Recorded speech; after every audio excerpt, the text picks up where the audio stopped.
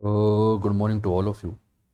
नमस्कार दोस्तों, सभी का स्वागत है भारत के सबसे बड़े ऑनलाइन चैनल अनअकैडमी पर। और भारत के सबसे बड़े ऑनलाइन चैनल अनअकैडमी के यूपी मंत्रा पे जुड़े हैं।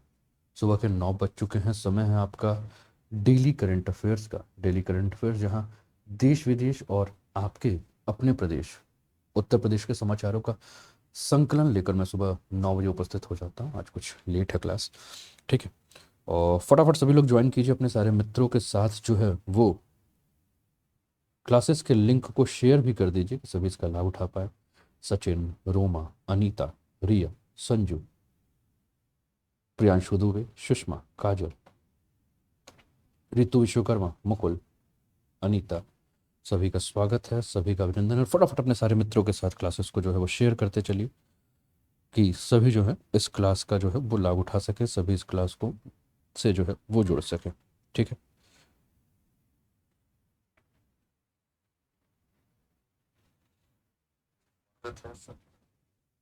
दीपाली। और दोस्तों, ये जो सेशन है, इस सेशन का जो सोर्स है वो है the Hindu, Indian Express, PIB, All India Radio, Down To Earth, Hindustan Times जैसे प्रमुख समाचार पत्र। और इस सेशन को जो है वो आपके आगामी परीक्षाओं को, जिसमें आपके प्रीलिम्स एग्जाम, मेंस एग्जाम और साथ में interview exam, UPSC, state PSC या अन्य कोई भी परीक्षा जिसमें करंट अफेयर से काफ़ी प्रश्न पूछे जाते हैं, उन सभी के लिए जो है ये अति आवश्यक है। तो जुड़ जाइए, मित्रों के साथ साझा कर दिए, सभी को इन्वाइट कर दिए कि सभी इस क्लासेस में जुड़ जाएं। दोस्तों, इस समय जुड़े हैं आप अनअकैडमी, जो कि इंडिया का लार्जेस्ट लर्निंग प्लेटफॉर्म है यूपीपीएससी और यूपी ट्रिपल एससी का।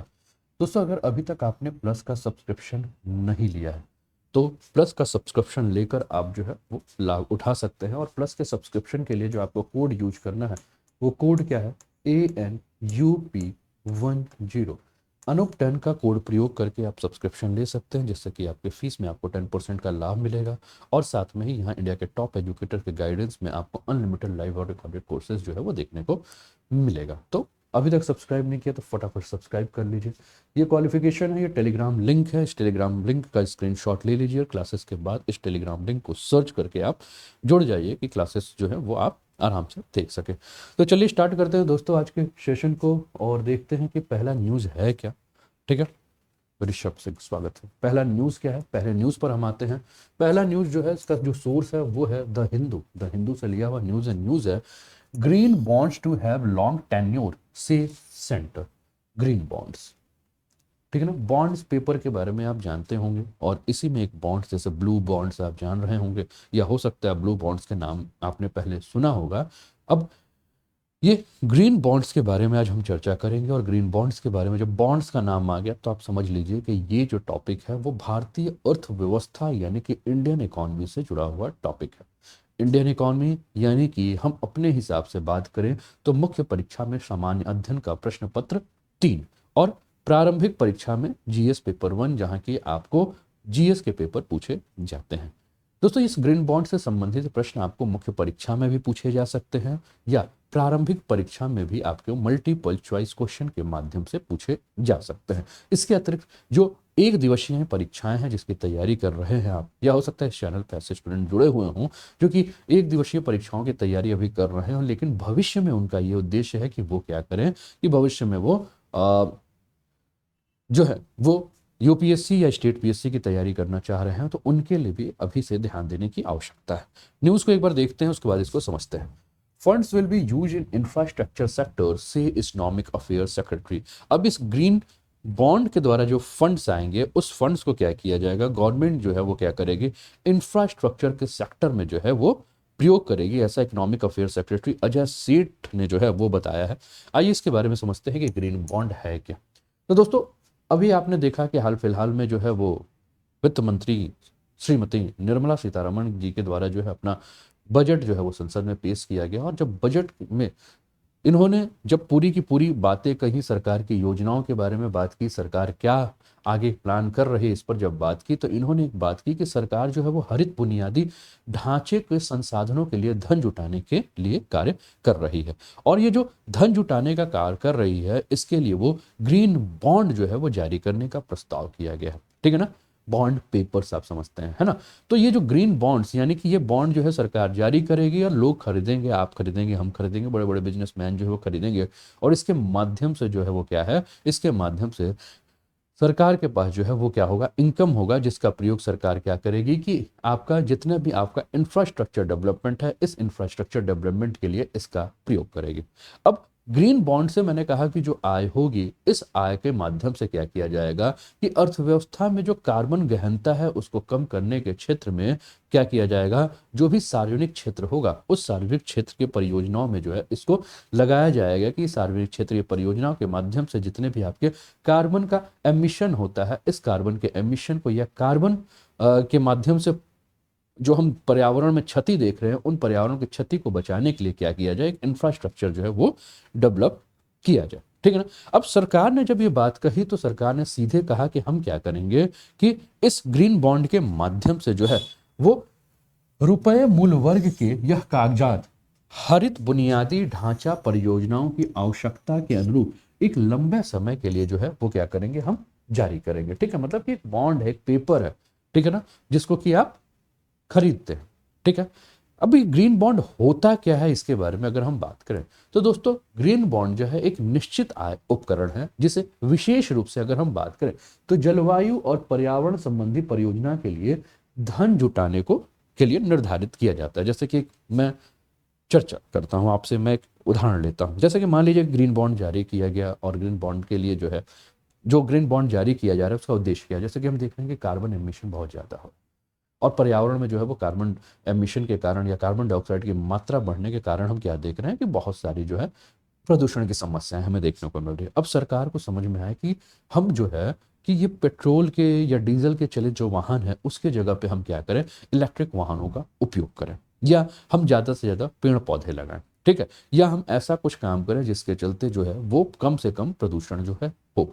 जैसे कि प्रदूषण के अगर हम बारे में बात करें तो हम कहते हैं कि अगर सड़कें सही ना हो, है ना, अगर सड़कें टूटी फूटी हों, है ना, तो भी हम क्या देखेंगे कि इन गाड़ियों को जो है वो ज़्यादा मशक्कत करनी पड़ती है कहाँ, सड़कों पे चलने के लिए। और वही अगर एक्सप्रेस वे का निर्माण कर दिया जाता है तो हम क्या देखते हैं कि एक्सप्रेस वे के निर्माण के कारण गाड़ियाँ बहुत ही सुगम्यता से जो है वो चलती है, जिसके चलते बहुत कम जो है वो ईंधन खपत होता है। जैसे आप लोग देखते हैं ना, जब गाड़ी चलाते हो तो आप लोग पूछते हो कितने का एवरेज देगा, तो वो कहता है कि नॉर्मल, जैसे आप कोई कार खरीदते हो तो आप पूछते हो कितने का एवरेज देगा, तो बोलेगा देखिए अगर आप हाईवे पे जाएंगे, लॉन्ग रूट पे जाएंगे तो आपको जो है वो क्या होगा, 20 के आसपास का एवरेज देगा। लेकिन लोकल अगर पता चला कि आप अपने घर से जो है वो 2 किलोमीटर गए, फिर गली मोहल्ले में गए, तो 16, 17, 18 के आसपास का एवरेज देगा। अब इसका मतलब आप समझिएगा कि अगर 17 या 18 का एवरेज दे रहा, मान लीजिए हम बात करें कि 18 का ही एवरेज दे रहा, यानी कि 18 किलोमीटर चलने में 1 लीटर जो है वो तेल क्या हो जाएगा, समाप्त हो जाएगा,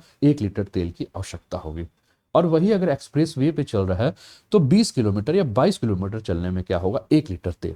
अगर मान लेते हैं कि लोकल में 18 लीटर और एक्सप्रेस पे 22 लीटर, यानी कि पर लीटर अगर हम देखें तो 2 किलोमीटर का अंतर आया।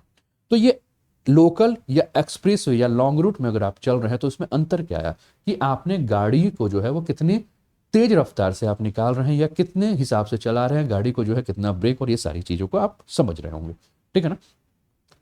तो मान लीजिए कि वही कहीं, मान लीजिए कि आप लखनऊ से गोरखपुर जा रहे हैं और आपको एक अच्छा सड़क मिल गया और एक खराब सड़क मिल गया, तो आप क्या देखते हैं कि गाड़ी का एवरेज कम हो जाता है ना, और जो ईंधन है उसका खपत ज़्यादा बढ़ जाता है। तो ईंधन का जब खपत ज़्यादा बढ़ रहा है, इसका मतलब क्या है कि ईंधन जो है, जो कि कार्बन या अन्य आपका जो भी गैसेस हैं उनके रूप में जो है वो क्या है, बाहर की तरफ निकल रहा है, और ये पर्यावरण को क्या कर रहा है, क्षति पहुंचा रहा है। तो इस ग्रीन बॉन्ड्स के रूप में सबसे ज़्यादा जरूरत क्या है कि देखेंगे हम कि क्या जरूरत पड़ रही है कि सड़कों को भाई सबसे अच्छा सही करो। तो सड़कों को सही करना है तो सड़कों को निर्माण के लिए क्या चाहिए, धन चाहिए। अब वो धन सरकार कहाँ से लाएगी, तो धन जो सरकार है वो तो मान लीजिए रोड टैक्स और ये सारे टैक्सेस के माध्यम से, टोल टैक्स के माध्यम से या अन्य प्रकार से जो भी है वो क्या करती है, लाने का प्रयास करती है, ठीक है। लेकिन उसके साथ साथ हम जानते हैं दोस्तों कि पेड़ पौधे जो है वो कहा जाता है कि सबसे ज्यादा अच्छा जो है वो कार्बन अब्जॉर्बेंट का यानी कि कार्बन अवशोषक का काम करते हैं, ठीक है। तो सड़कों के किनारे पेड़ पौधे लगाना या अन्य जो भी कार्य करना, तो इस प्रकार के अगर जो भी काम होंगे, इस काम के लिए सरकार को चाहिए क्या, धन। और धन वो क्या करेगी, इसी ग्रीन बॉन्ड के माध्यम से जो है वो लाने का प्रयास करेगी। अब ये बॉन्ड आमतौर पर किसी परिसंपत्ति से संबंध होते हैं और जारीकर्ता इकाई की बैलेंस शीट द्वारा समर्थित होते हैं, इसलिए इन बॉन्ड्स को प्राय जारीकर्ता के अन्य ऋण दायित्वों के समान जो है वो क्रेडिट रेटिंग जो है वो दी जाती है। निवेशकों को आकर्षित करने के लिए ग्रीन बॉन्ड में निवेश करने पर प्रोत्साहन के रूप में करों आदि से छूट के साथ ही कुछ रियायत जो है वो जारी कर दी जाती है। अब जैसे ग्रीन बॉन्ड, मान लीजिए आपने ग्रीन बॉन्ड खरीदा, अब आप कहोगे कि भैया इस ग्रीन बॉन्ड खरीदने से हमें फायदा क्या है।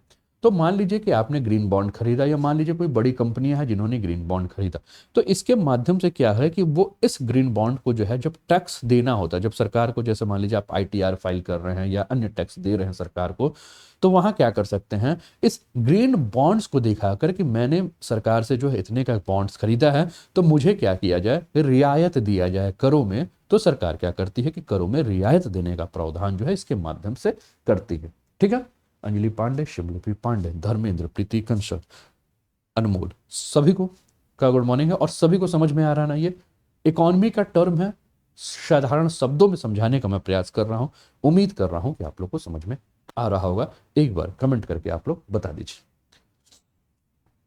विश्व बैंक हरित बॉन्ड या ग्रीन बॉन्ड जारी करने वाली एक प्रमुख संस्था है।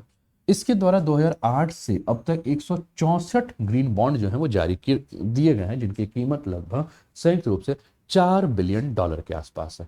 क्लाइमेट बॉन्ड इनिशिएटिव के अनुसार अगर हम बात करें तो वर्ष 2020 में लगभग $270 बिलियन कीमत के जो है वो ग्रीन बॉन्ड जो है वो जारी किए जा सके हैं। अब ये ग्रीन बॉन्ड के कार्य की प्रणाली क्या है, इसके बारे में हम बात करें तो ये जो ग्रीन बॉन्ड है दोस्तों, वो किसी भी अन्य कॉर्पोरेट बॉन्ड या सरकारी बॉन्ड की तरह जो है वो काम करेंगे। ठीक है, और इसमें जो भी ऋणकर्ताओं के द्वारा जो भी प्रतिभूतियां हैं, ठीक है ना, ये उन प्रतिभूतियों का पारिस्थितिकी तंत्र बहाली या प्रदूषण को कम करने जैसे सकारात्मक पर्यावरणीय प्रभाव में डालने वाली परियोजना के वित्त पोषण को सुरक्षित करने के लिए जो है वो क्या किया जाएगा, इसको जारी किया जाएगा। अब इन बॉन्ड को जो भी खरीदने वाले निवेशक होंगे, ठीक है ना, वो जैसे इस बॉन्ड की अवधि जो है वो पूरी हो जाएगी या बॉन्ड जो है वो परिपक्व हो जाएगा, तो उचित लाभ अर्जित करने का वो क्या कर सकते हैं, इससे उम्मीद कर सकते हैं कि इस बॉन्ड के माध्यम से उनको उचित लाभ जो है वो मिलेगा। ग्रीन बॉन्ड में निवेश करने पे अक्सर जो है वो क्या है, जैसा कि मैंने कहा कि कर संबंधी लाभ होंगे। जैसे कि आप सरकार को कर दे रहे हैं तो क्या होगा कि आप क्या होंगे कि कर में आपको रियायत जो है वो मिल सकती है। ठीक है, अब मैंने कहा कि बॉन्ड्स के बारे में जब आप सुनते होंगे तो आपके सामने ब्लू बॉन्ड, ग्रीन बॉन्ड्स, ऐसे करके काफी सारे बॉन्ड्स आप इकोनॉमी में पढ़ते होंगे। जब इकोनॉमी का पूरा जब आप पढ़ते होंगे, या इकोनॉमी आप मेरे साथ रात को 8 बजे जब करेंगे, तो धीरे धीरे हम इस मुद्दे पर जो है हम लोग आएंगे कि बॉन्ड्स होता क्या है। अब मैंने जैसे कहा इकोनॉमी रात को 8 बजे करेंगे, तो दोस्तों आप लोग जिनमें से जो भी स्टूडेंट इकोनॉमी मेरे साथ कर रहे हैं, अच्छी बात है। जो मेरे साथ इकोनॉमी नहीं कर रहे हैं, मैं आपको बता दूं कि रोज रात को 8 बजे जो है वो फ्री स्पेशल क्लासेस होती है इकोनॉमी की, उसका लाभ जो है वो जरूर उठाया करो मेरे मित्र, है ना। क्योंकि उसमें फ्री में हम पूरा इकोनॉमी पढ़ रहे हैं, एकदम बेसिक से, यानी कि जीरो से इकोनॉमी, और इकोनॉमी के ककहरा से लेकर इकोनॉमी के ज्ञान तक, मतलब क से स्टार्ट करेंगे और ज्ञान तक जो है वो पूरे इकोनॉमी को जो है कंप्लीट करेंगे साधारण शब्दों में। तो इसके लिए ज़्यादा कुछ मशक्कत करने की आवश्यकता नहीं है। अनअकैडमी का लर्निंग ऐप डाउनलोड करना है, नहीं समझ में आ रहा है कहाँ से अनूप सर की क्लास मिलेगी, डिस्क्रिप्शन बॉक्स में जाइए, वहाँ एजुकेटर प्रोफाइल लिंक्स दिया होगा, एजुकेटर प्रोफाइल लिंक्स पर टिक कीजिए, डायरेक्ट आप मेरे प्रोफाइल पे आएंगे, मुझे फॉलो कर लीजिए। इसके पहले जो भी इकोनॉमी की क्लासेस हुई होंगी उस क्लास पर भी आप लिंक पर दबाइए, आपसे अनलॉक कोड मांगेगा, आप ANUP10 अनूप 10 अनलॉक कोड डालिए और ANUP10 अनलॉक कोड डाल के इकोनॉमी की जो फ्री क्लासेस रोज रात 8 बजे हो रही है उसका आप लाभ उठाइए। बाकी जो स्टूडेंट इकोनॉमी की क्लासेस कर रहे हैं और इस समय इस क्लास में उपस्थित हैं, कृपया करके उस क्लास का फीडबैक थोड़ा सा दे दीजिए कि बाकी अन्य स्टूडेंट जो हैं वो भी इकोनॉमी की क्लासेस जो हैं वो के बारे में जो है वो जानकारी ले सके। मोहम्मद आकिल शिव, स्वागत है। अब ग्रीन बॉन्ड्स और ब्लू बॉन्ड्स के बारे में हम चर्चा कर रहे हैं। मैंने कहा कि ग्रीन बॉन्ड्स और ब्लू बॉन्ड्स है क्या, ठीक है ना। अब ब्लू जैसे ही नाम आ गया ना, आज ब्लू है पानी पानी पानी पानी पानी, और दिन भी है सानी सानी, है ना। तो पानी, ब्लू का जब भी हम नाम लेंगे तो पानी हमें याद आता है, ठीक है।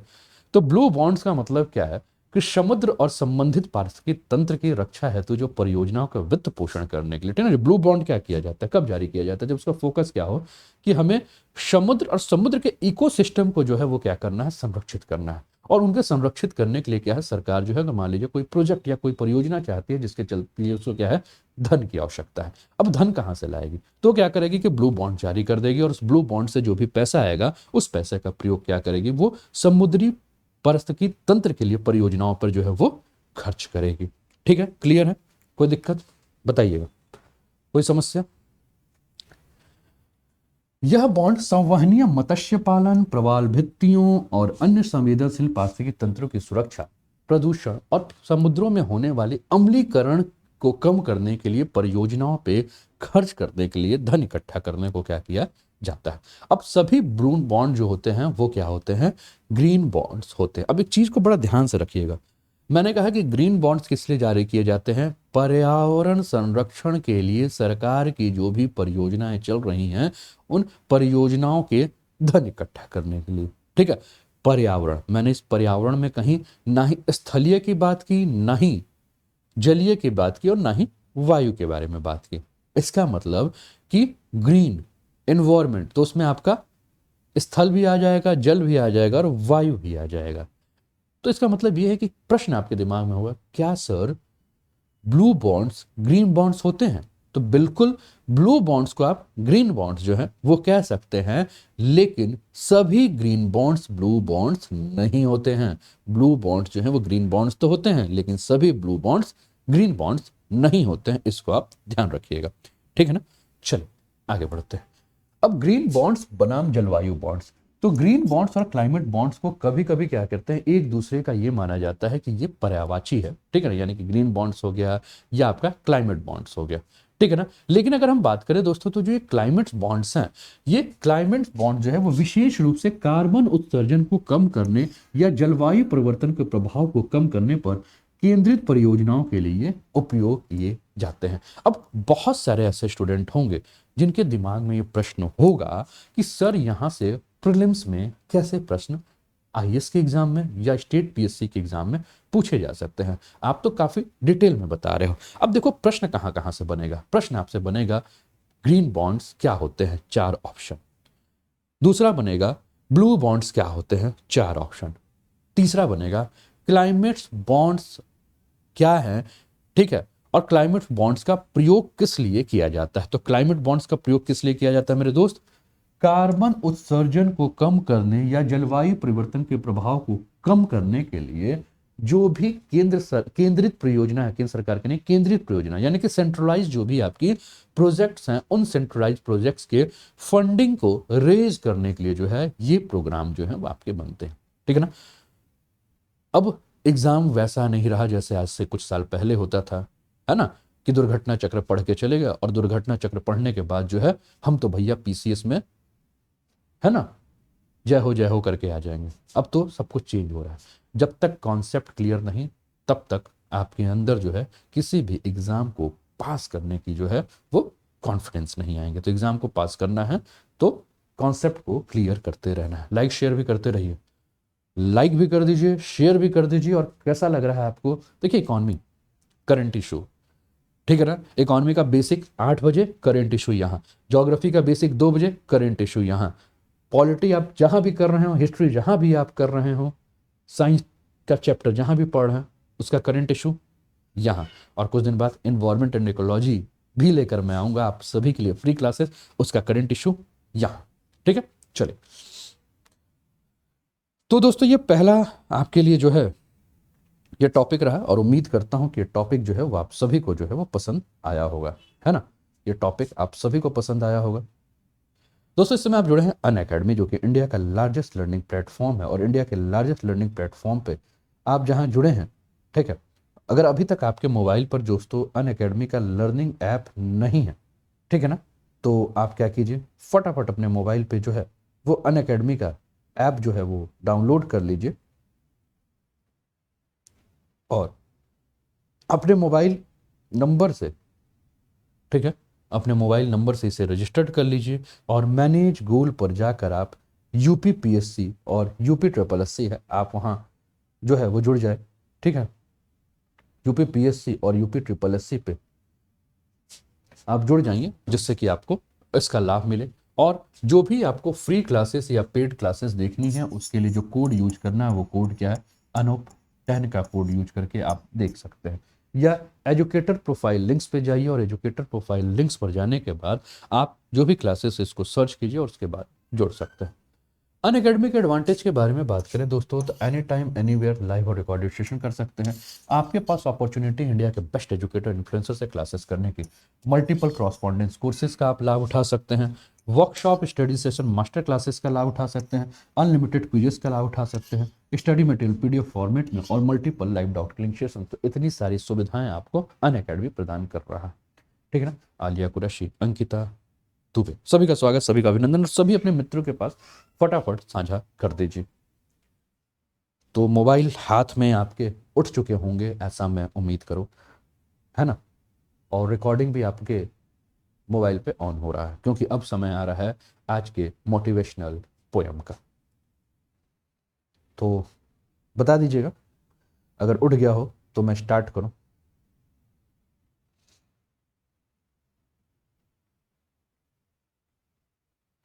Stars can't shine without darkness, है ना।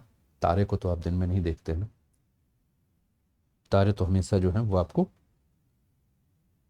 अंधेरे में ही देखने को मिलते हैं। यानी क्यों, यानी कि अगर आपको जीवन में चमकना है तो जीवन में अंधकार जो है वो आना चाहिए। और मुश्किल समय में ही कहा जाता है कि व्यक्ति की वीरता की पहचान होती है। आप कितने वीर हैं, इसकी पहचान तो तभी होती है जब कोई मुसीबत आपके जीवन में, ठीक है ना। स्लाइड नहीं है स्लाइड आ गई है, तो चलिए रिकॉर्डिंग ऑन कर लीजिए। रामधारी सिंह दिनकर जी की एक कविता है, जो कि एक मोटिवेशनल कविता है, आपके सामने प्रस्तुत कर रहा हूं। कोई अर्थ नहीं। नित्य जीवन के संघर्षों से जब टूट चुका हो अंतर्मन, तब सुख के मिले समंदर का रह जाता कोई अर्थ नहीं। जब फसल सूख कर जल के बिन तिनका तिनका बन गिर जाए, फिर होने वाली वर्षा का रह जाता कोई अर्थ नहीं। संबंध कोई भी हो लेकिन यदि दुख में साथ न दे अपना, फिर सुख में उन संबंधों का रह जाता कोई अर्थ नहीं। छोटी छोटी खुशियों के क्षण निकल जाते हैं रोज जहां, फिर सुख की नित्य प्रतीक्षा का रह जाता कोई अर्थ नहीं। मन कटु वाणी से वाहत हो, मन कटु वाणी से आहत हो, भीतर तक छलनी हो जाए, फिर बाद कहे प्रिय वचनों का रह जाता कोई अर्थ नहीं। सुख साधन चाहे जितने हो, पर काया रोगों का घर हो, फिर उन अनगिनत सुविधाओं का रह जाता कोई अर्थ नहीं। नित्य जीवन के संघर्षों से जब टूट चुका हो अंतर मन, तब सुख के मिले समंदर का रह जाता कोई अर्थ नहीं, रह जाता कोई अर्थ नहीं। तो दोस्तों, समय पर अगर कुछ भी मिले तो उसका अर्थ है, और समय गुजर जाने के बाद अगर जीवन में कुछ मिले तो उसका कोई अर्थ नहीं होता। समय कहने के लिए एक बहुत ही छोटा सा शब्द है, लेकिन इसके गूढ़ रहस्य को अगर आप समझ लेंगे, इसके अर्थ को आप समझ लेंगे, इसके महत्व को आप समझ लेंगे, तो अपने हाथ से फिसलने नहीं देंगे। समय आपके हाथ से दोस्तों रेत की तरह फिसल रहा है, एक एक दिन करके आपके जीवन से आगे बढ़ रहा है, और आप उसको फिसलने अगर देंगे, और जैसे कि आप इस एग्जाम की तैयारी कर रहे हैं और समय से अगर आप सफलता नहीं प्राप्त करोगे, तो इसका कोई अर्थ नहीं रह जाए। तो कहते हैं ना कि हर चीज जब समय पे हो तो वो काफी अर्थपूर्ण होता है, और समय पे ना हो तो अर्थहीन हो जाता है। तो समय को अपने हाथों से ना निकलने दीजिए। अभी भी अगर लापरवाही है तो अपने साथ चर्चा कीजिए, अपने साथ बात कीजिए, अपने आप को समझिए, अपने आप को समझाइए, और फिर से लग जाइए अपने उस लक्ष्य के प्रति, जिस लक्ष्य को एक अर्थ के साथ आप समाज के सामने लाना चाहते हैं। ठीक है, चलिए आगे बढ़ते हैं। अगला न्यूज, अगला न्यूज है दोस्तों, अनीमिया मुक्त भारत, है ना। अनीमिया मुक्त भारत के ऊपर हम बात करते हैं। इन 2019, ये जो न्यूज है वो पीआईबी से लिया गया है, सोर्स जो है वो पीआईबी है और पीआईबी से लिया हुआ ये न्यूज है। In 2018, the government of India launched the Anemia Mukt Bharat strategy with the target to reduce anemia in the vulnerable age groups such as women, children, and adolescents in life cycle approach, providing preventive and curative mechanism through 6 into 6 into 6 strategy, including 6 target benefits, 6 interventions, and 6 institutional mechanism, all for stakeholders to implement the strategy under Anemia Mukt strategy, Anemia Mukt Bharat strategy, the inventions for tackling the problem of anemia in all the state and union territories। ठीक है ना। तो ये anaemia मुक्त भारत के बारे में जो है वो हम बात कर रहे हैं। क्या है अनेमिया मुक्त भारत, आइए इसके ऊपर चर्चा कर रहे हैं। ठीक है, जो भी स्टूडेंट पहली बार इस क्लास में जुड़े हुए हों वो अपने मित्रों के साथ जो है वो क्लासेस के लिंक को जरूर साझा करें, और कैसी लग रही है क्लास धैर्य के साथ देखते रहिए, और विश्वास मानिए बहुत कुछ जानने को मिलेगा, बहुत कुछ सीखने को मिलेगा, और सोचने की तरीके में भी आपको बहुत कुछ बदलाव देखने को मिलेगा। बने रहिए और मित्रों के साथ साझा करते रहिए। चलिए, तो अनीमिया मुक्त भारत के बारे में बात करें दोस्तों, तो किस मंत्रालय के अधीन है, तो मंत्रालय है केंद्रीय स्वास्थ्य और परिवार कल्याण मंत्रालय। दोस्तों, केंद्रीय स्वास्थ्य परिवार कल्याण मंत्रालय ने जो है एक रणनीति साझा की है, किसके ऊपर, अनीमिया मुक्त भारत के ऊपर। ठीक है, अब अनीमिया मुक्त भारत के बारे में बात करें, अनीमिया का मतलब आप समझ ही रहे हैं कि आयरन की कमी, है ना। और आप देखते हैं अपने यहाँ महिलाओं को, बच्चों को, किशोरों को, है ना, शरीर में जो है वो आयरन की कमी रहती है, जिसको आम बोलचाल की भाषा में आप क्या कहते हैं कि भैया इसके अंदर तो खून की कमी है, हेमोग्लोबिन की कमी है। तो डॉक्टर क्या कहता है, आयरन की टैबलेट, आयरन की गोलियां या आयरन के सिरप जो है वो प्रदान करता है ना। तो अनीमिया मुक्त भारत में अगर हम बात करें तो पूरा का पूरा उद्देश्य क्या है कि जो भी कुपोषित महिलाएं हैं, बच्चे हैं या किशोर हैं, उनको अनीमिया से उनका बचाव किया जाए, और अनीमिया मुक्त भारत बनाने के लिए क्या किया जाए, इस माध्यम से जो है वो क्या किया जाए कि इन आयु समूहों को अनीमिया मुक्त भारत बनाने के लिए जो है वो इस योजना के तहत लाकर इस पर काम किया जाए। अनीमिया मुक्त भारत के बारे में बात करें तो ये रणनीति जो है वो क्या है, 6 into 6 into 6 की रणनीति के माध्यम से जो है वो काम करेगी। यानी कि इसके माध्यम से जो है इस अनीमिया का निवारण, इसका उपचार जो है वो प्रदान करने के बारे में बात की जाएगी, और जिसमें 6 तर्क के बारे में, जैसे कि 6 लाभार्थी, 6 हस्तक्षेप और रणनीति को लागू करने के लिए 6 संस्थागत तंत्र जो है वो शामिल है। कभी आपसे प्रश्न हो सकता है कि आयोग पूछ ले, है ना, क्या हो सकता है कि आयोग पूछ ले कि 6 into 6 into 6 अनीमिया मुक्त भारत में 6 क्या है। ठीक है ना, 6 क्या है। ठीक है, तो 6 जो है वो क्या है, 6 लक्षित लाभार्थी, यानी कि 6 टारगेट बेनिफिशरीज, ठीक है, 6 हस्तक्षेप यानी कि 6 इंटरवेंशंस, ठीक है, और 6 संस्थागत तंत्र यानी कि 6 इंस्टीट्यूशनल मैकेनिज्म। ये 6 जो है इसी को बनाकर 6 into 6 into 6 पर काम किया जा रहा है। ठीक है ना, तो ध्यान रखिएगा। चले आगे बढ़ते हैं। अब एनीमिया के बारे में हम बात करें, एनीमिया है क्या दोस्तों। तो दोस्तों एनीमिया के बारे में बात करें तो होता क्या है कि जैसे शरीर में जब रक्त की जरूरत पूरा करने के लिए शरीर में जब रेड ब्लड सेल यानी कि लाल रक्त कोशिकाओं की संख्या में जब कमी हो जाती है, ठीक है ना, तो क्या होता है कि शरीर में जो ऑक्सीजन का प्रभाव, जानते हैं कि हमारे शरीर में जब हम ऑक्सीजन को इनहेल करते हैं, जब गैसेस को, ऑक्सीजन को तो नहीं, पूरे के पूरे गैसेस को इनहेल करते हैं, उसमें से ऑक्सीजन को ही क्या करती है हमारी बॉडी जो है वो क्या करती है, लेती है, बाकी सारे गैसेस को वो फिर से बाहर फेंक देती है।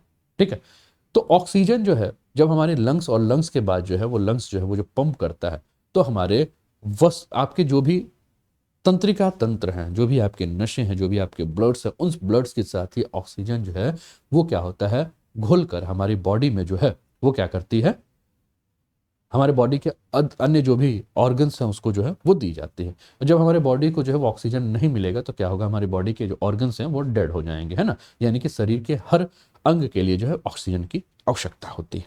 ठीक है, अब होता क्या है कि इस ऑक्सीजन के परिवहन के लिए हमारे शरीर में क्या है, रेड ब्लड सेल यानी कि लाल रक्त कोशिका की बहुत आवश्यकता होती है। आप कहेंगे सर अभी तो आप इकोनॉमी में थे, अभी क्या उठा लाए। दोस्तों ये साइंस का टॉपिक है ना। अब साइंस से भी आपको क्या करना है, पढ़ना है, और साइंस के साथ साथ ये सोसाइटी का भी टॉपिक है, क्योंकि सरकार की योजनाओं के बारे में हम बात कर रहे हैं, है ना। सोशल स्कीम्स का टॉपिक है, सोसाइटी का नहीं, सोशल स्कीम यानी कि सामाजिक योजनाओं के बारे में बात हम कर रहे हैं। गवर्नमेंट की जो भी स्कीम्स है, सरकारी योजना है, इन सरकारी योजनाओं के बारे में हम बात कर रहे हैं। नाम ले लिया आरबीसी, तो साइंस भी हो गया, सोशल स्कीम भी हो गया। अब ऐसा ही है, आप अलग अलग नहीं कर सकते हैं, आप विषय को जो है वो बांट नहीं सकते हैं, विषय को जो है वो काट छांट नहीं कर सकते हैं। ठीक है, तो रेड ब्लड सेल के बारे में अगर हम बात करें तो रेड ब्लड सेल का काम क्या है कि ऑक्सीजन को जो है वो क्या करेगा, पूरी बॉडी में जो है उसको लेके घुमाएगा। लेकिन जब रेड ब्लड सेल की संख्या जो है वो पर्याप्त नहीं होती है, जब अपर्याप्त नहीं होती है, तो समस्या क्या हो जाती है, ऑक्सीजन को जो है वो बॉडी के सारे पार्ट्स में पहुंचाना मुश्किल हो जाता है। तो उसके लिए जरूरत किसकी है, उसके लिए हम क्या कहते हैं कि भैया इसके शरीर में आयरन की कमी है, इसको आयरन की गोली दो। और लड़कियों में आपने देखा होगा कि सबसे अधिक समस्या हमें क्या देखने को मिलती है, आयरन की कमी। कारण पौष्टिक खाने की जगह पे केवल गोलगप्पे खाना, है ना, पेट भर खाने की जगह पे, जैसा कि लड़की को क्या होता है, कहा जाता है माँ बाप के द्वारा दूध पी लो, तो पता चलता उल्टी आने लगता है। कुछ खा लो, पता चलता हम ये नहीं खाएंगे, हम वो नहीं खाएंगे। कहा जाएगा भैया पालक खा लो, नहीं खाएंगे। अनार खा लो, नहीं खा लेंगे। चुकंदर खा लो, नहीं खाएंगे। तो जहां से भी अगर हम बात करें कि जहां से हमारे बॉडी में आयरन मिले, उस चीजों से जो है वो दूर। और बहुत सारे लड़के भी ऐसे होते हैं, है ना, बहानेबाज, जिनको खाना देख के जो वो बुखार चढ़ जाता है। ठीक है, उनको क्या चाहिए, उनको केवल आपको पेटीज चाहिए, पेस्ट्रीज चाहिए, पिज्ज़ा चाहिए, बर्गर चाहिए। ठीक है, तो मतलब अनवांटेड, मुंह को केवल, जीभ को केवल चटकारे देने वाले जो खाद्य पदार्थ है वो चाहिए, लेकिन शरीर को जो फायदेमंद जो खाद्य पदार्थ है उनसे जो है उनको दिक्कत होने लगती है। अब उनको, उनके जीव को जब ये दिक्कत हो रही है तो शरीर को फिर दूसरे प्रकार से दिक्कत होने लगती है। ठीक है, आप देखेंगे बहुत ऐसे ऐसे व्यक्ति जो काफी मोटे ताजे फूले हुए नजर आएंगे, है ना, आपको लगेगा कि अरे भैया इनको तो कोई दिक्कत नहीं होगी, लेकिन पता चला जब ब्लड जांच होगा तो पता चलता है हेमोग्लोबिन का मात्रा कम है ना। तो ये सारी समस्याएं जो है वो हमें देखने को मिलती है। ठीक है ना, तो यह स्थिति तब होती है जब शरीर में रक्त की जरूरत को पूरा करने के लिए लाल रक्त कोशिकाओं की संख्या, उसकी ऑक्सीजन वहन क्षमता अपर्याप्त होती है। और यह क्षमता आयु, लिंग, धूम्रपान और गर्भावस्था की स्थितियों में परिवर्तन के साथ भी होती है। यानी कि हम देखेंगे कि जब महिला गर्भावस्था, यानी कि जब महिला गर्भ धारण की हुई है, क्योंकि जब महिला कोई गर्भ धारण कर रही है तो उस समय महिला केवल अपने शरीर को नहीं बल्कि अपने शरीर में उस आने वाले शिशु के लिए भी जो है उसको क्या चाहिए, खाद्य पदार्थ की आवश्यकता होती है। यानी कि उस समय उसको, उस समय जो है वो दो जीवन को जो है वो लेकर चलना होता है। ठीक है, अब उस समय अगर महिला जो है वो पौष्टिक भोजन ना करे तो क्या होगा कि भाई उसके शरीर में जो बेबी है वो तो भाई कहीं ना कहीं से ढूंढेगा, तो महिला के शरीर में जो रहेगा, है ना, उसको वो ले लेगा, है ना, यानी कि उसकी माँ के शरीर में जो रहेगा उसको वो ले लेगा। तो उस महिला को जो अपने शरीर में जो भी पौष्टिकता की कमी है, या तो वो खाद्य पदार्थ से पूरा करे, या तो दवाइयों से पूरा करे, या तो कुपोषण का जो है वो शिकार करे, ठीक है ना, शिकार हो जाए। इसके अलावा हम देखते हैं कि बहुत सारे लोग जो धूम्रपान करते हैं उसके अंदर भी हम देखते हैं कि शरीर में बहुत सारे इस प्रकार से कमियां हमें देखने को मिलती। ठीक है,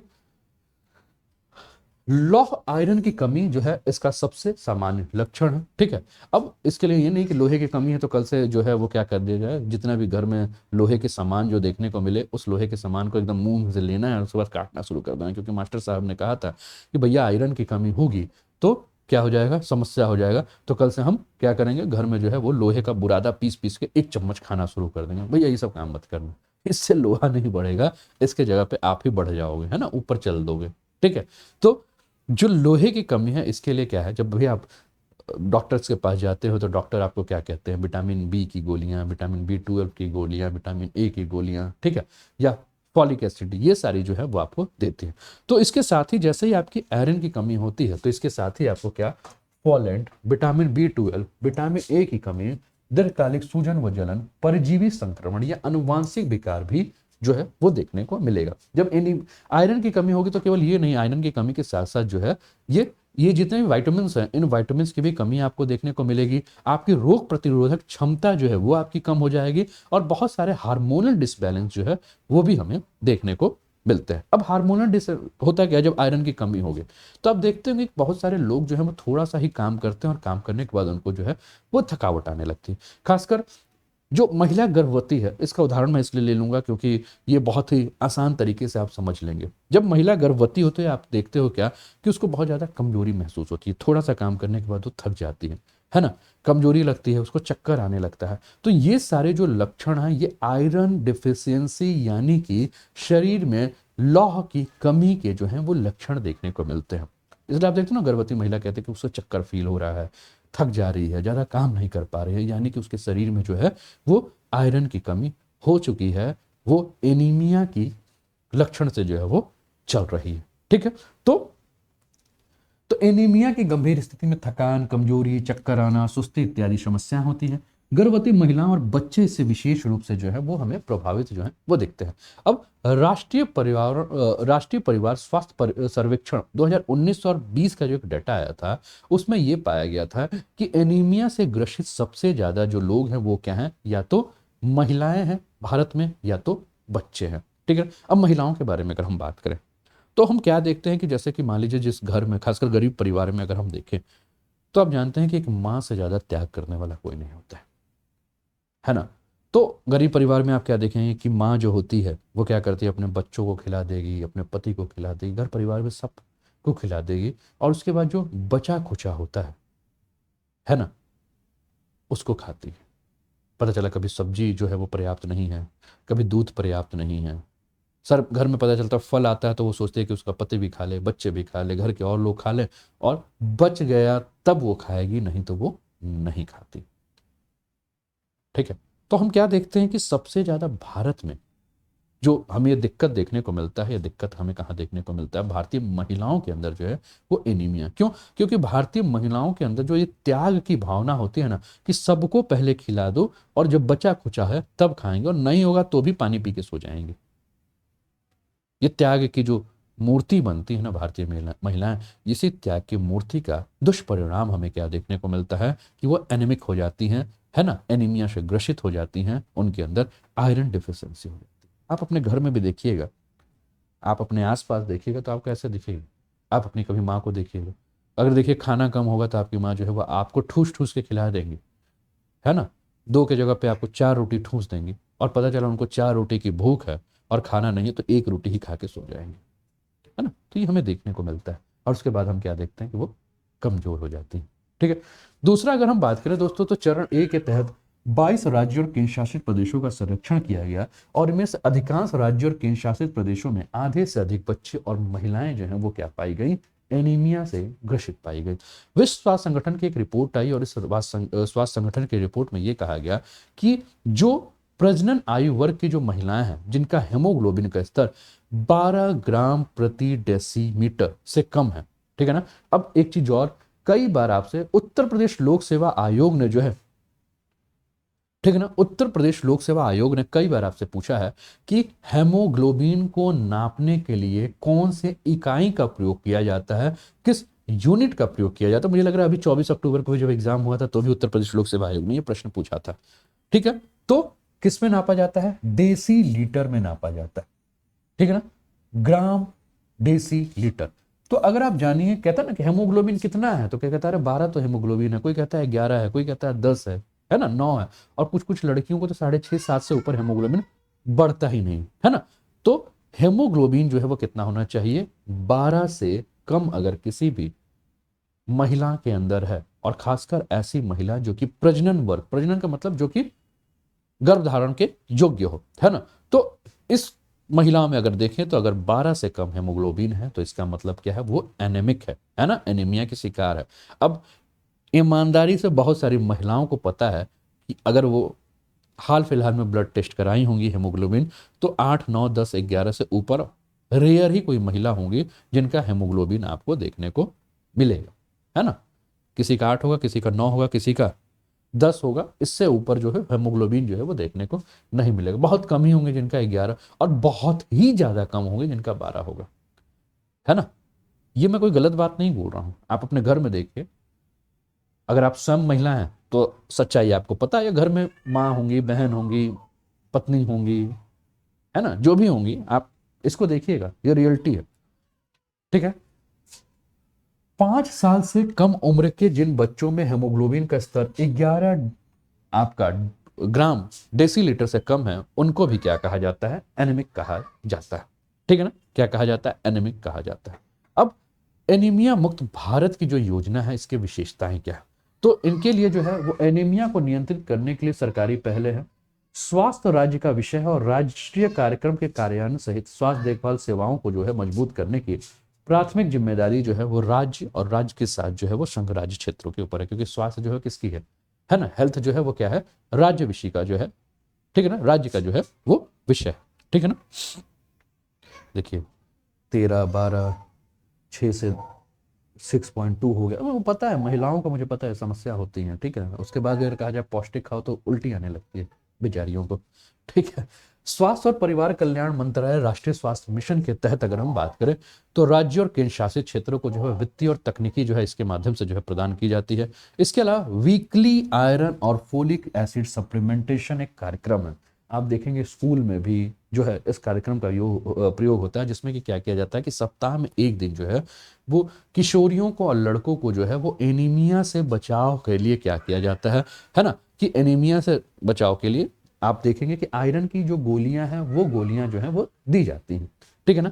इसके तहत अगर हम बात करें तो आयरन फोलिक एसिड टैबलेट का पर्यवेक्षित साप्ताहिक अंतर्ग्रहण शामिल है।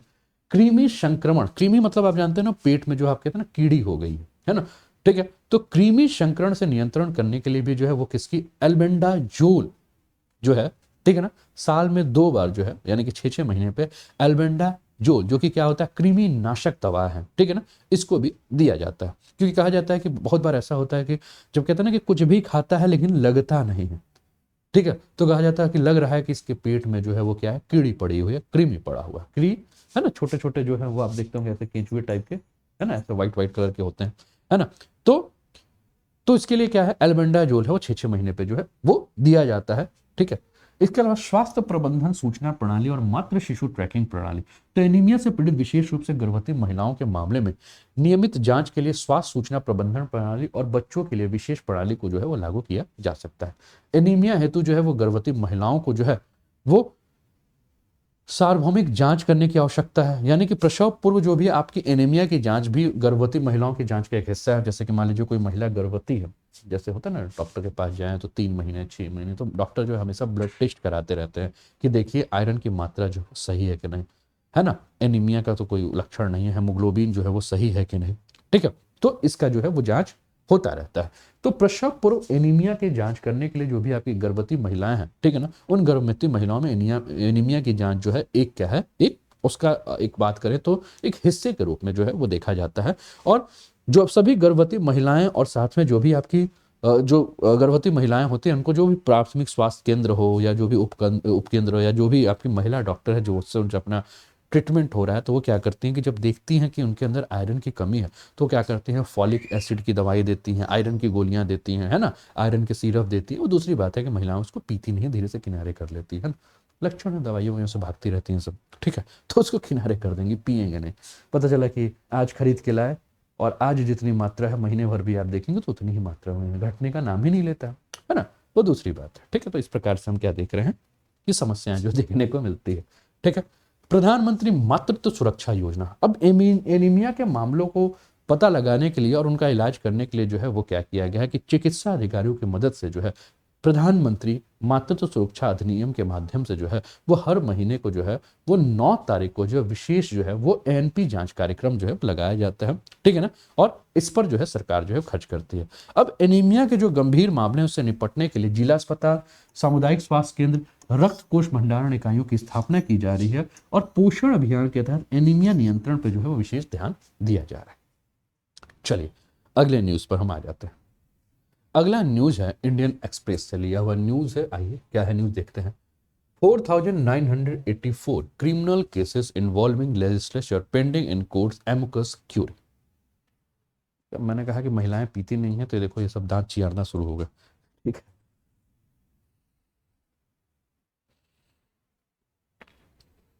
है, सर आप तो हमारे मन की बात कर दिए, है ना, मन की बात हो गई आपकी। ठीक है, समझ में आ रहा है ना, कोई दिक्कत तो नहीं।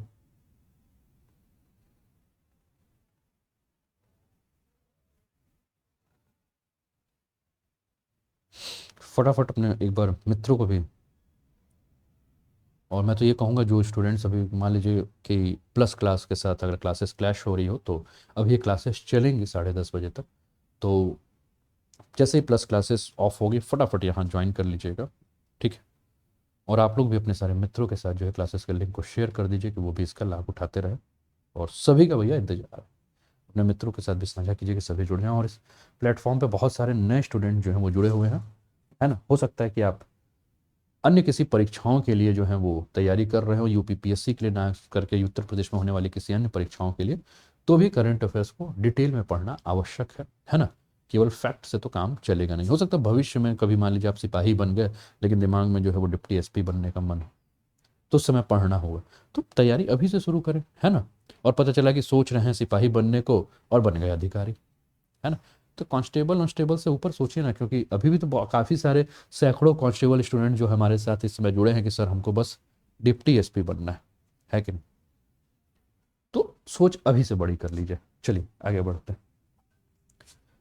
क्रिमिनल केसेस इन्वॉल्विंग लिस्ट, ठीक है, तो इस पर हम बात करते हैं। इंडियन एक्सप्रेस का लिया हुआ न्यूज है। The report which was submitted to top court by advocate on record pointed out that the total number of cases pending as on December 2018 were 4,110 and October 2020 to 4,815। मतलब इतने सारे cases जो हैं वो अभी जो है वो क्या है, अभी भी जो है वो पड़े हुए हैं। किसके सामने?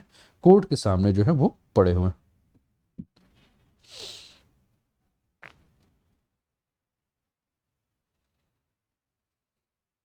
है ना। ऐसा एमिकस क्यूरी के माध्यम से जो है वो पता चला है कि इतने सारे केसेस जो हैं वो अभी कोर्ट के सामने जो है वो पेंडिंग पड़े हुए हैं। चलिए स्टार्ट कर देते हैं इस टॉपिक को। ठीक है, राजनीति का अपराधीकरण। न्याय मित्र यानी कि एमिकस क्यूरी के द्वारा जो आंकड़े आए हैं उस आंकड़े के आधार पर क्या बताया कि 1 दिसंबर 2021 तक जो है वो देश भर की विभिन्न अदालतों में जो विधायकों के संबंधित, है ना, जो आपराधिक मामले हैं, जो भी विधायक हैं उनसे संबंध में जो भी आपराधिक मामले हैं, वो आपराधिक मामले कितने हैं? 4,984 आपराधिक मामले जो हैं वो अभी भी जो है वो कोर्ट में लंबित है। अब न्याय मित्र के द्वारा ये जो है वो बात, यानी कि एमिकस क्यूरी के द्वारा ये बात रखी गई।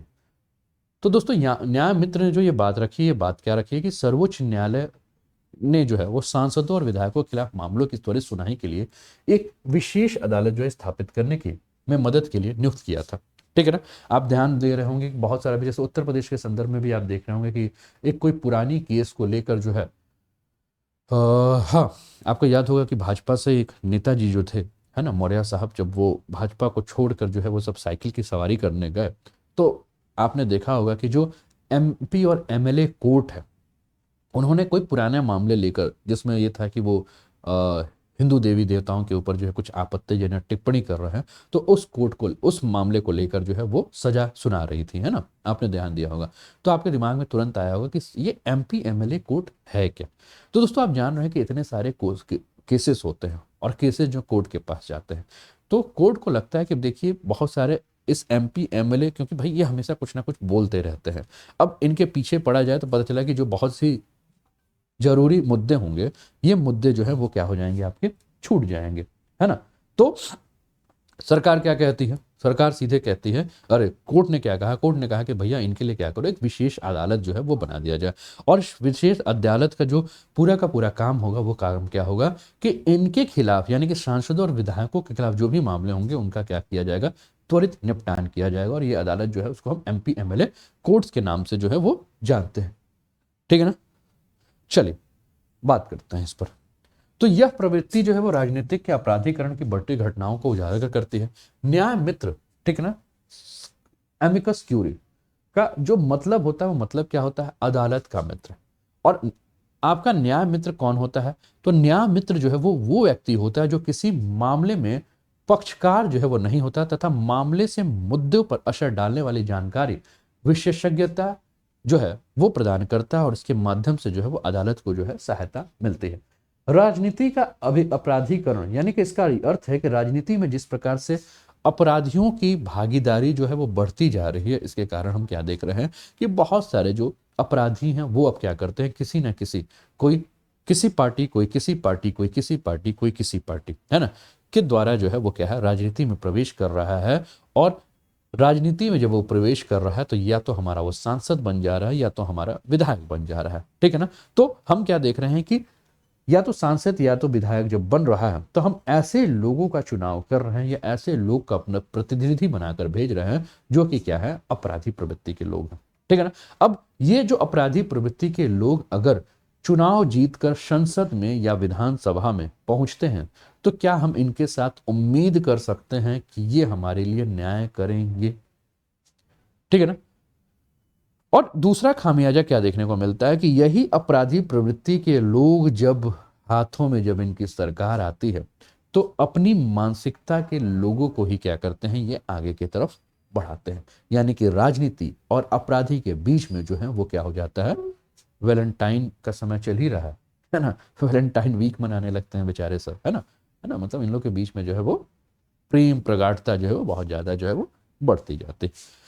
आपराधिक छवि के उम्मीदवारों की अयोग्यता पर कानूनी पहलू क्या है, तो भारतीय संविधान में संसद या विधानसभाओं के लिए चुनाव लड़ने वाले किसी आपराधिक प्रवृत्ति के व्यक्ति के अयोग्यता के विषय में कोई भी उपबंध नहीं किया गया है। यानी कि चुनाव में ये नहीं कहा गया कि भैया अगर ये अपराधी है तो इसको चुनाव नहीं लड़ने दिया जाएगा, ऐसा कुछ नहीं। इसलिए आप देखेंगे कि बहुत सारे अपराधी जेल में भी बैठकर जो हैं वो उत्तर प्रदेश के चुनाव में जो है वो नामांकन कर रहे हैं। अब आपको ये नहीं समझ में आएगा कि अगर आपके प्रतिनिधि जेल में हैं तो क्या आपके मुद्दों के ऊपर कार्य करेंगे, और अगर आपके प्रतिनिधि जेल में पहुंचे हैं तो किन कारणों से जेल में पहुंचे हैं। अगर उन कारणों से वो जेल में पहुंचे हैं तो क्या उन्हें आपका प्रतिनिधि बनने का अधिकार है। क्या आप अपने लिए ऐसे प्रतिनिधि का चुनाव करेंगे जो प्रतिनिधि जो है वो आपराधिक मानसिकता का है, जो बलात्कारी मानसिकता का है, जो खूनी मानसिकता का है, जो लड़ाई वाली मानसिकता का है, जो हड़पी मानसिकता है का है, जो जातीय भेदभाव की मानसिकता का है, या जो धर्म के भेदभाव को लेकर चलता है। क्या ऐसी मानसिकता का जो के व्यक्ति जो है जब आपका नेतृत्व करेंगे तो क्या वो न्यूट्रल होकर काम करेंगे, क्या उस क्षेत्र के लिए न्यूट्रल होकर काम करेंगे, क्या उस क्षेत्र की समस्याओं के निस्तारण के लिए काम करेंगे। प्रश्न तो यही उठता है। फिर आपके दिमाग में प्रश्न होता है कि सर फिर तो हमारे पास कोई ऑप्शन ही नहीं है कि हम किसको वोट करें, है ना। तो हम ये सारी समस्याएं जो है वो समस्याएं जो है वो हम देख रहे हैं, ठीक है ना। लोक प्रतिनिधित्व अधिनियम 1991, ठीक है ना, में विधायिका का चुनाव लड़ने के लिए किसी भी व्यक्ति को अयोग्य घोषित करने के लिए कुछ मानदंड हैं। क्या क्या मानदंड है, तो इस अधिनियम की धारा 8 में ऐसे दूसरी राजनेताओं को चुनाव लड़ने से नहीं रोकती है जिन पर केवल मुकदमा चल रहा है और दोष अभी सिद्ध नहीं हुआ। अब जैसे कि होता है क्या है कि बहुत सारे लोग कहते हैं कि भैया मेरे ऊपर तो मुकदमा चल रहा है ना, कोर्ट ने भी दोष सिद्ध किया है क्या, तो जब कोर्ट ने नहीं कहा है कि हम दोषी हैं तो हमें दोषी कैसे मान लिया जाएगा, ठीक है। लेकिन आप क्या देखिए कि कोई आम व्यक्ति, अगर आम नागरिक हमारे और आपके तरह, है ना, हमारे और आपके तरह अगर कोई नागरिक और वो अगर इस प्रकार का कोई कार्य करता है तो क्या उसे दोषी सिद्ध किया है ना? तो ये सारे,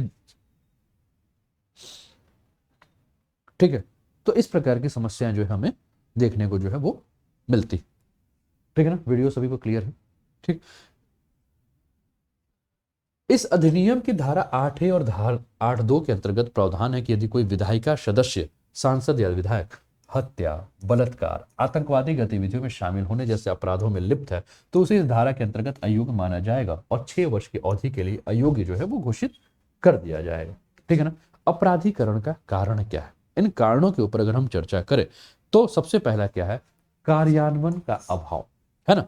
तो राजनीति में अपराधीकरण को रोकने के लिए जो भी कानून बने हैं, ठीक है ना, उनके निर्णय के कार्यान्वयन की कमी के कारण हम क्या देख रहे हैं कि इन्हें जो है बहुत ज्यादा मदद मिल जाती है, किसको? अपराधियों को। और राजनीति से अपराधीकरण कम करने में हम क्या देख रहे हैं कि हम बहुत ज्यादा आगे नहीं बढ़ पा रहे हैं। संकीर्ण स्वास्थ्य, अब हम क्या देखते हैं कि बहुत सारे ऐसे राजनीतिक दल हैं जिन राजनीतिक दलों को हम क्या देखते हैं कि अपने संकीर्ण स्वास्थ्य के लिए, ठीक है, स्थान विशेष का नाम नहीं लूंगा लेकिन आप ध्यान दीजिएगा कि बहुत सारे, मान लीजिए कि कोई ऐसा व्यक्ति है जो कि हिंदू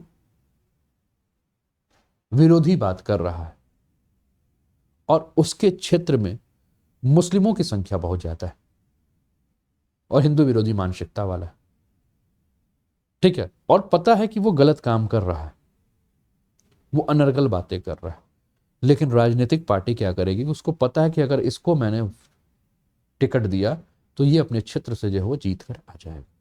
सेम ऐसा ही कोई व्यक्ति जो मुस्लिम मानसिकता विरोधी बात कर रहा है और पता है कि इस क्षेत्र में हिंदुओं का वोट बहुत ज्यादा है, ठीक है, तो वो क्या करेगा? उसको टिकट देगा, है ना? ये तो धर्म। फिर हम जाति के आधार पर देखते हैं, समुदाय के आधार पर देखते हैं। तो इस आधार पर हम क्या देखते हैं कि जो राजनीतिक पार्टियां, जैसे अभी इस समय उत्तर प्रदेश में चुनाव चल रहा है और उत्तर प्रदेश में चुनाव के ही समय आप क्या देख रहे होंगे कि बहुत सारे अपराधी मानसिकता के नेताओं को विभिन्न पार्टियों के द्वारा जो है वो टिकट दिया गया और हर पार्टी जो है वो दूसरी पार्टी के ऊपर जो है वो लांछन लगा रही है कि ये जो पार्टी है वो क्या है? अपराधियों को टिकट दे रही है, लेकिन वो खुद अपने गिरावान में नहीं झांक रही है कि उसने भी जो है कम या अधिक जो है वो अपराधियों को जो है वो क्या किया है? टिकट दिया है। तो एक संकीर्ण सोच, यानी कि धर्म के आधार पर, जाति के आधार पर, समुदाय के आधार पर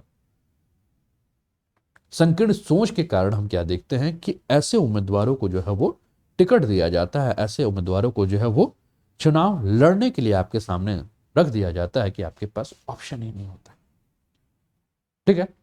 और व्यक्ति भी जो है, अगर आप इस समय मीडिया के माध्यम से देखेंगे तो व्यक्ति भी क्या कहता है? व्यक्ति जो है वो सरकार के कार्यों को ना देखकर अपनी जाति, अपने धर्म के प्रति जो है वो खींचा चला जाता है।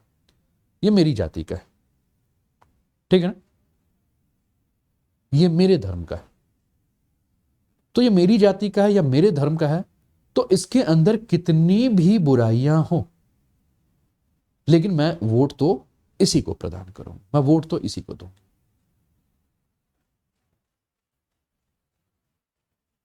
है ना?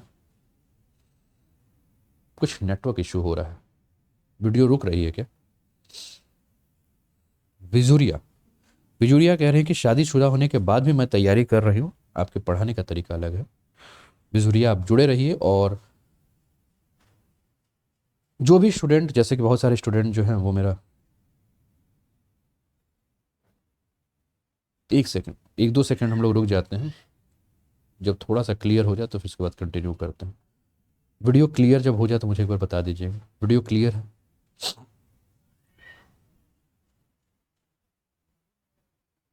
वीडियो क्लियर चल रहा है? एक बार मुझे बता दीजिए, फिर हम कंटिन्यू करते हैं।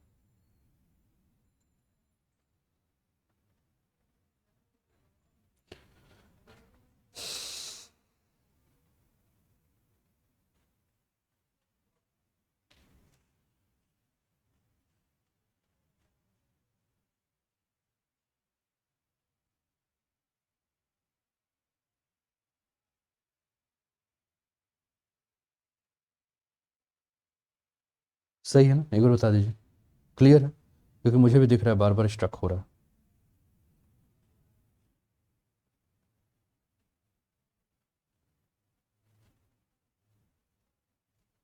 ठीक है ना। चलिए, कुछ नेटवर्क इशू हो रहा हो,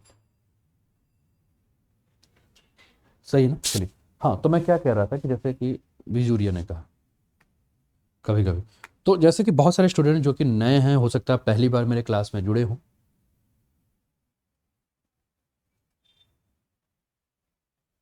ठीक है, तो उनसे मैं ये कहूँगा जो पहली बार, ठीक है ना, जो पहली बार मेरे क्लास में जुड़े हैं उनसे मैं बस यही कहूँगा कि आप देखिए कि वहाँ एजुकेटर प्रोफाइल दिया होगा, है ना। एजुकेटर प्रोफाइल्स में जाइए, जैसे डिस्क्रिप्शन जहाँ आप कमेंट कर रहे हैं उसी में नीचे देखिए आप लोग को एजुकेटर प्रोफाइल दिख रहा होगा। एजुकेटर प्रोफाइल पे आप जाइए, वहाँ क्लिक कर दीजिए, क्लिक करेंगे तो डायरेक्ट आप अनअकैडमी के ऐप पर आप आ जाएंगे। और अनअकैडमी के ऐप पर जब आ जाएंगे आप, तो जो भी क्लासेस हैं वो मेरी क्लासेस या किसी और टीचर्स की क्लासेस, उन सभी की क्लासेस जो हैं वो फ्री में आपको देखने को मिलेगी।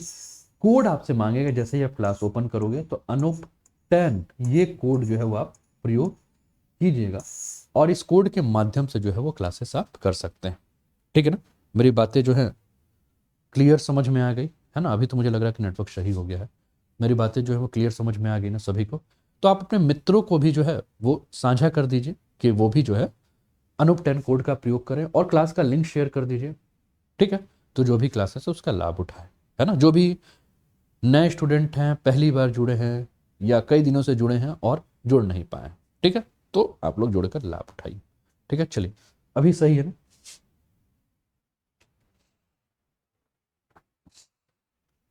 इसके अलावा बात करें दोस्तों, तो बाहुबल और धन का उपयोग हम देखते हैं कि इस समय राजनीतिक पार्टियां जो हैं वो उन्हीं व्यक्ति को जो है वो टिकट प्रदान करती है जो कि बाहुबली प्रवृत्ति का हो, जो कि धन बहुत ज्यादा खर्चा करता है ना। तो धन ज्यादा खर्चा करने वाला बाहुबली प्रवृत्ति का, आपराधिक प्रवृत्ति का जो व्यक्ति है, उसी को क्या किया जाता है, उम्मीदवार जो है। और कई जगह तो आपने देखा है कि राजनीतिक पार्टियां जो है वो टिकट देने के लिए भी क्या करती हैं कि चंदा लेती हैं, 1 करोड़, 2 करोड़, 4 करोड़, 5 करोड़, मतलब जैसी जिसकी इच्छा, है ना, वो क्या करती है, चंदा लेती है। तो अब आपराधिक प्रवृत्ति के जो लोग होंगे, बाहुबली जो लोग होंगे, ठीक है, तो ऐसे लोग जो है वो क्या करेंगे, अपने बाहुबल, अपने शक्ति के माध्यम से क्या करते हैं, वो राजनीति में जो है वो प्रवेश करते हैं, और इनकी जीतने की संभावना बहुत ज्यादा बढ़ जाती है। क्यों? क्योंकि जो बाहुबली होगा उसके अपने क्षेत्र में जो है उसका एक अच्छा खासा जो है वो वर्चस्व होगा, और कोई भी व्यक्ति उसके खिलाफ नहीं जाना चाहेगा, तो ऐसे लोग जो है वो बहुत आसानी से जो है वो जीत जाते हैं। इसके अलावा हम क्या देखते हैं कि जब आप चुनाव वोट देने जाते हैं तो आपके सामने कोई विकल्प ही नहीं होता है। आप देखते हो यार, ये भी चोर, ये भी चोर, ये भी चोर, ये भी चोर, ये भी चोर, है ना, कोई भी सही नहीं है, आपके पास विकल्प ही नहीं है। क्योंकि मैक्सिमम जो है आप आपराधिक प्रवृत्ति के लोग को देखते हो, और जब आपराधिक प्रवृत्ति को जब लोग को देखते हो तो आपके सामने समझ ही में नहीं आ रहा। आप देखते हो इसमें सबसे कम चोर कौन है, सबसे कम आपराधिक प्रवृत्ति का कौन है, तो उसमें जो सबसे कम वाला है उसका आप चुन लेते हो। और कई बार तो जाति और धर्म जो है उसका जो चश्मा पहने रहते हो, उसका जो आंख के ऊपर जो ढके रहते हो, तो इससे भी क्या होता है कि आप ध्यान ही नहीं देते हो। तो ये सारी समस्याएं जो हमें देखने को मिलती है। प्रभाव क्या होता है, अब इसका प्रभाव क्या होता है कि स्वतंत्र और निष्पक्ष चुनाव जो है हो ही नहीं पाता है, ठीक है ना। क्यों? क्योंकि अच्छे उम्मीदवार जो आपको नहीं मिल पाते हैं, तो मतदाताओं की जो पसंद है वो क्या हो जाती है, सीमित हो जाती है। और जब स्वतंत्र और निष्पक्ष चुनाव जो नहीं हो पाता है, तो ये लोकतंत्र के लोकाचार के खिलाफ जो है वो एक शुरुआत हो जाती है, ठीक है ना। इसके अलावा हम क्या देखते हैं, सुशासन का प्रभाव। आप देखते हैं कि बहुत सारी राजनीतिक पार्टियां या सरकार जो है वो सुशासन के बारे में बात करती है, गुड गवर्नेंस के बारे में बात की है। लेकिन जब आपके चुना हुआ जो उम्मीदवार ही है ना, वही आपको चुनने के पहले ही फील बैड करा रहा था, तो वहां जाके फील गुड कैसे कराएगा, है ना। तो प्रमुख समस्या क्या है कि कानून तोड़ने वाले ही क्या बन जाते हैं, कानून के संरक्षक बन जाते हैं। उत्तर प्रदेश में कई बार देखा गया है कि जो व्यक्ति जेल में रहकर चुनाव लड़ा है वही जेल मंत्री बन गया है ना।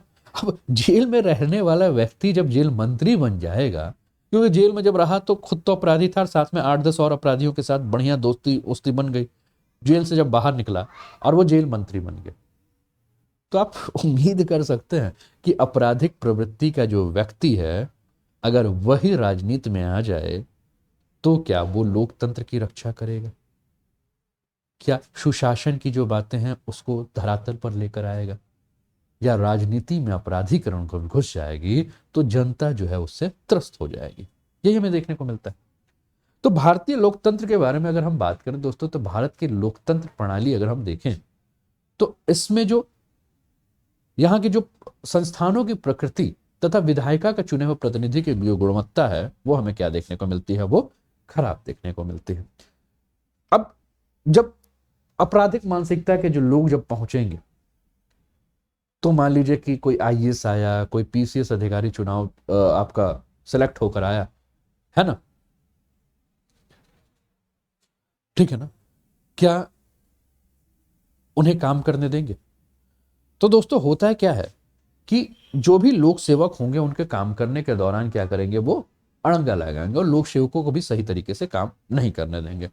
इसके अलावा क्या करेंगे, मान लीजिए किसी जाति विशेष का, तो पता चलेगा दूसरे जातियों के खिलाफ बोलेंगे, किसी धर्म विशेष का किसी दूसरे धर्म के खिलाफ बोलेंगे, और इसके चलते क्या होंगे, समाज में दुर्व्यवहार यानी कि जातीय हिंसा, धार्मिक हिंसा और इस प्रकार के जो है वो काफी सारे, ठीक है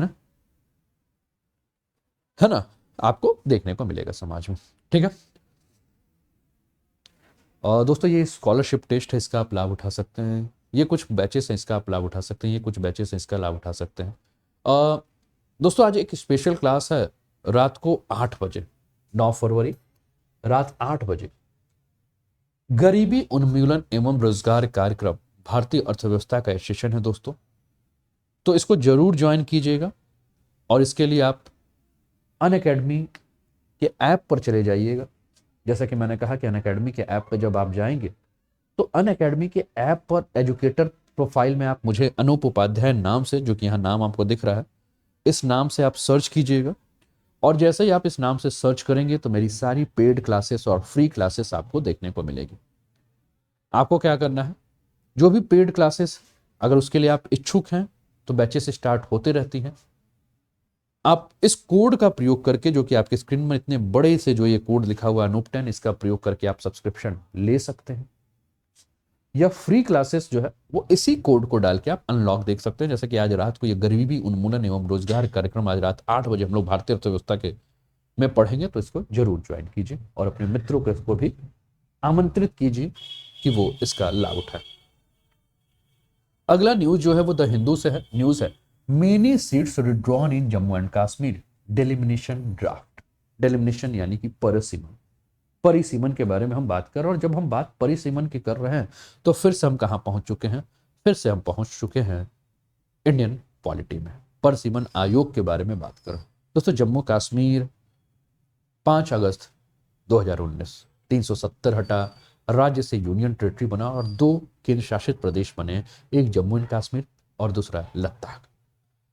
जब से यूनियन टेरिटरी बना तब से केंद्र जो है वहां नियंत्रण कर रही है, लेकिन अभी तक जो है वो विधानसभा चुनाव हुआ नहीं। विधानसभा चुनाव जो है वो कराना है। ये क्लास के लिए आपको जो है वो आप देखिए एजुकेटर प्रोफाइल पे अनअकैडमी लर्निंग ऐप शो कर रहा होगा, है ना। एजुकेटर प्रोफाइल आप जाइए, नीचे डिस्क्रिप्शन पे देखिए एजुकेटर प्रोफाइल होगा, एजुकेटर प्रोफाइल लिंक्स होगा, उस पर जैसे क्लिक करेंगे अनअकैडमी का लर्निंग ऐप अगर आपके मोबाइल में डाउनलोड है तब तो आप डायरेक्ट मेरे प्रोफाइल पे चले जाएंगे, वहां आपको फॉलो करने का ऑप्शन होएगा, फॉलो कर लीजिएगा। रात को 8 बजे क्लास होगी।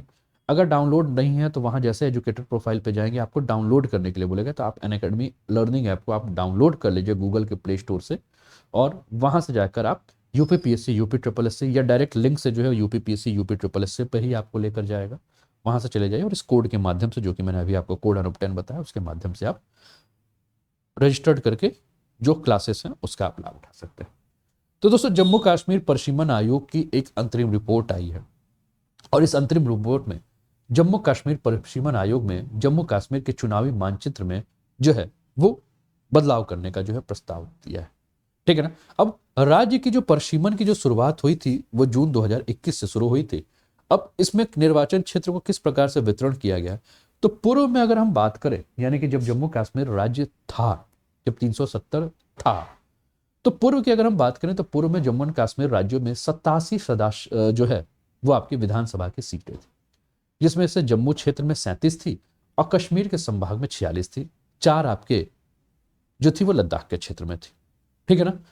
इसके अलावा जो 24 सीटें थी वो पाक ऑक्यूपाइड कश्मीर के क्षेत्र में थी, जहां से चुनकर कोई नहीं आता है, लेकिन वो 24 सीटें जो है वो खाली रखी गई थी। इसलिए खाली रखी गई थी कि इन सीटों के माध्यम से हम ये दर्शाएंगे, ठीक है ना, कि पाक ऑक्यूपाइड कश्मीर जो है वो भी हमारा हिस्सा है। ठीक है।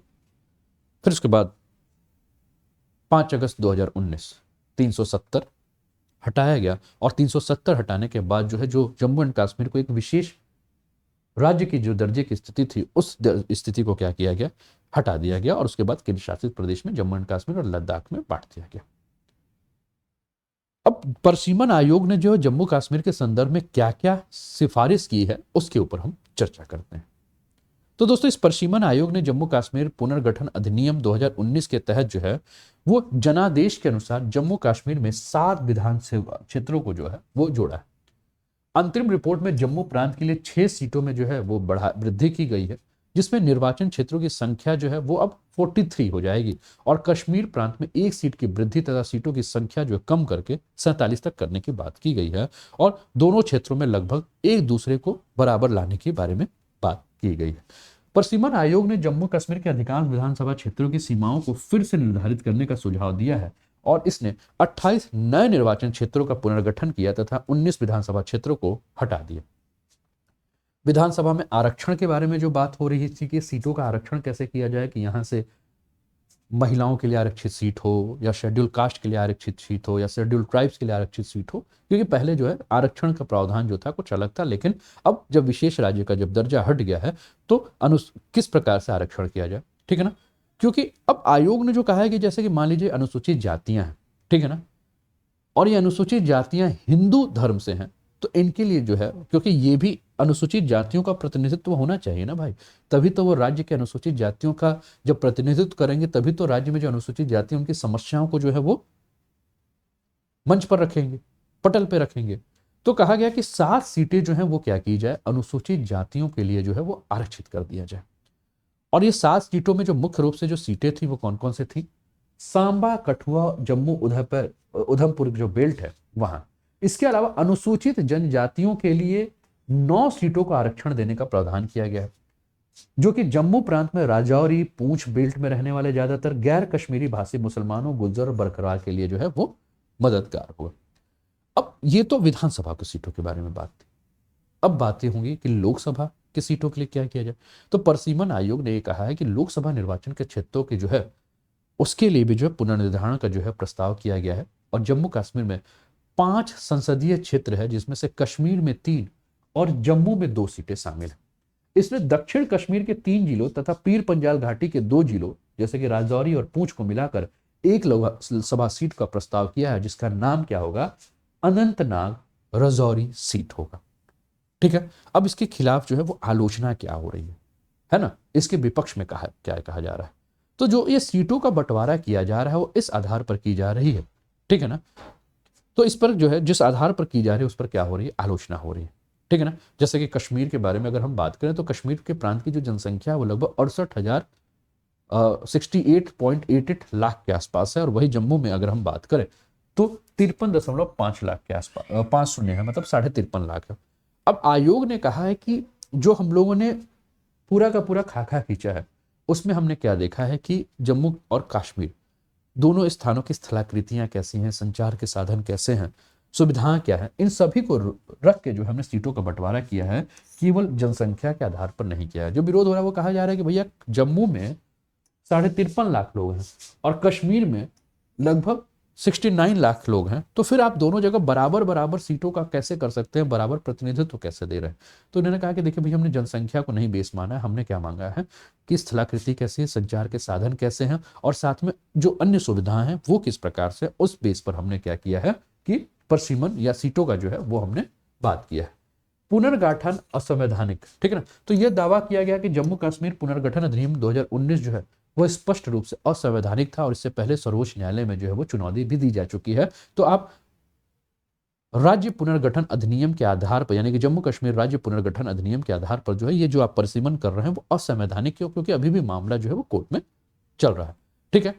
विवेकाधीन प्रक्रियाओं के बारे में अगर हम बात करें तो आलोचकों ने आयोग द्वारा जम्मू कश्मीर के मामले में लागू किए गए फार्मूले पर भी सवाल उठाया है और आयोग की रिपोर्ट को एक मनमानी प्रक्रिया करार दिया है। रिपोर्ट में क्षेत्रों की आबादी को नजरअंदाज किया गया है जो विधानसभा और संसदीय क्षेत्र की सीमाओं को पुनः परिभाषित करने के लिए एक बुनियादी मानदंड है। जब भी परिसीमन के बारे में बात की जाती है तो हम क्या करते हैं, जनसंख्या के आधार पर, जब भी आप देखोगे तो परिसीमन के बारे में बात करेंगे तो हम क्या करते हैं, किसी जनसंख्या जो आपकी गणना होती है उसको, उस वर्ष को जो है वो आधार मानकर हम परिसीमन का निर्धारण करते हैं।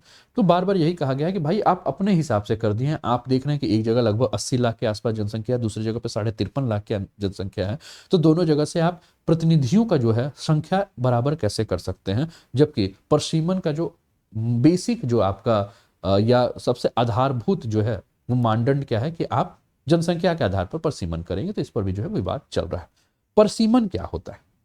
तो निर्वाचन आयोग के अनुसार किसी देश या विधायी निकाय वाले प्रांत में क्षेत्रीय निर्वाचन क्षेत्रों, चाहे वो आपका विधानसभा हो चाहे आपका लोकसभा हो, उसके सीमाओं को तय करने के लिए या इसके परिभाषित करने के लिए इस परिसीमन का जो है वो कार्य, परिसीमन का मतलब एक पूरा का पूरा क्षेत्र। परिसीमन जो है वो क्या है? परिसीमन अभ्यास, जिसको डेलिमिनेशन एक्सरसाइज के है, ये एक स्वतंत्र उच्च शक्ति वाले पैनल के द्वारा किया जाता है जिसमें परिसीमन आयोग के रूप में जाना जाता है, जिसके आदेशों में कानून का बल होता है और किसी भी न्यायालय द्वारा इस पर जो है वो सवाल नहीं उठाया जा सकता है। किसी निर्वाचन क्षेत्र को, क्षेत्रफल को उनकी जनसंख्या के आकार के आधार पर फिर से परिभाषित करने के लिए वर्षों से जो है वो ये अभ्यास किया जा रहा है और एक निर्वाचन क्षेत्र की सीमाओं को बदलने के अलावा इन प्रक्रिया के परिणाम स्वरूप राज्यों में सीटों की संख्या भी जो है वो परिवर्तन हो सकती है। संविधान के अनुसार जब परिसीमन के बारे में बात करें तो इसके अनुसार अगर हम बात करें तो अनुसूचित जाति और अनुसूचित जनजातियों के लिए विधानसभाओं का जो आरक्षण भी जो है वो इसके अंतर्गत शामिल है। और इसका उद्देश्य क्या है? तो परिसीमन का जो उद्देश्य है वो समय के साथ जनसंख्या में जिस प्रकार से बदलाव हो रहे हैं तो उन जनसंख्या का प्रतिनिधित्व करने के लिए जो है, या नागरिकों को समान प्रतिनिधित्व सुनिश्चित करने के लिए जो है वो समय समय पर जो है वो क्या की जाती है, निर्वाचन क्षेत्रों को जो है वो पुनः परिभाषित किया जाता है ना, पुनः निर्धारित किया जाता है, उसका विभाजन किया जाता है जिससे कि जनसंख्या का जो है या वहां के रहने वाले नागरिकों का उचित प्रतिनिधित्व जो है वो प्रदान किया जा सके। अब परिसीमन का संवैधानिक आधार क्या है? तो प्रत्येक जनगणना के बाद भारत की संसद के द्वारा संविधान के अनुच्छेद 82 के तहत एक परिसीमन अधिनियम जो है वो लागू किया गया है और अनुच्छेद 170 के तहत राज्यों को भी प्रत्येक जनगणना के बाद परिसीमन अधिनियम के अनुसार क्षेत्रीय निर्वाचन क्षेत्रों में जो है विभाजित किया गया है। अब एक बार जो आपका अधिनियम लागू होने के बाद केंद्र सरकार एक परिसीमन आयोग का गठन करती है और परिसीमन आयोग जो है वो प्रत्येक जनगणना के बाद संसद द्वारा परिसीमन अधिनियम लागू करने के बाद अनुच्छेद 82 के तहत गठित एक स्वतंत्र निकाय है। ठीक है। अब इसकी संरचना में कौन कौन लोग होते हैं? तो सर्वोच्च न्यायालय के सेवानिवृत्त न्यायाधीश, मुख्य चुनाव आयुक्त, संबंधित राज्य चुनाव आयुक्त। ठीक है। परिसीमन की आवश्यकता क्यों है? तो देश के विभिन्न भागों के साथ साथ राज्य के भीतर विभिन्न निर्वाचन क्षेत्रों की असमान वृद्धि। ठीक है। तो ये सारा आपका मुद्दा है। ये कुछ बैच कोर्सेस हैं दोस्तों, आप लोगों के लिए इसका आप लाभ उठा सकते हैं। ये कुछ बैच कोर्सेस हैं, इसका आप लाभ उठा सकते हैं, है ना।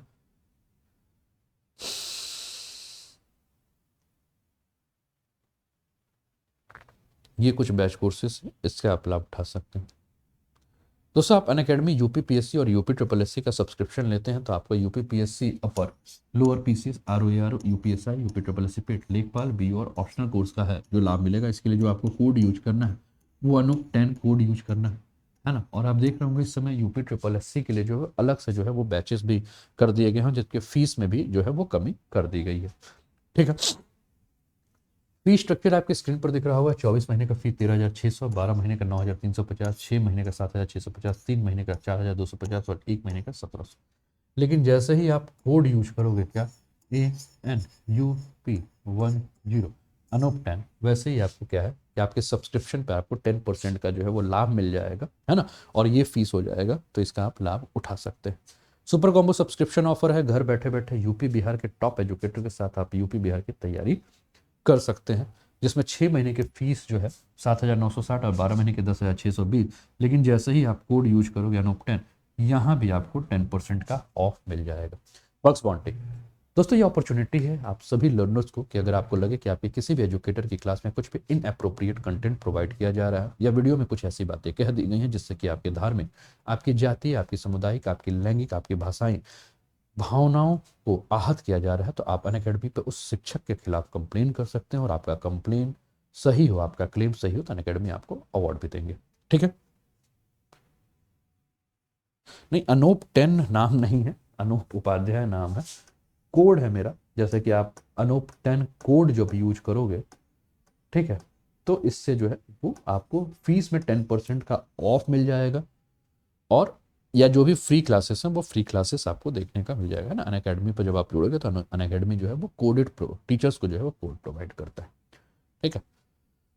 तो अनूप 10 जो है इस कोड के माध्यम से जो है आप जुड़ सकते हैं, तो फीस में आपको 10% का ऑफ मिल जाएगा। जैसे कि आप जब फीस में जब आओगे, है ना, जैसे कि ये फीस स्ट्रक्चर दिख रहा है, तो जैसे इस फीस में आओगे, मान लीजिए किसी स्टूडेंट ने 24 महीने पे क्लिक किया कि मुझे 24 महीने का फीस लेना है, तो 13,600 दिखेगा। नीचे आप देखेंगे कि यहाँ लिखा होगा हैव अ रेफरल कोड। तो जैसे हैव अ रेफरल कोड लिखा होगा वहाँ आप अनूप 10 लिख दीजिए, और अनूप 10 टाइप करके वहाँ बगल में लिखा होगा अप्लाई, आप अप्लाई कर देंगे, तो फीस आपका रिड्यूस होके ये 10% ऑफ करके आपको दिखने लगेगा। समझिए,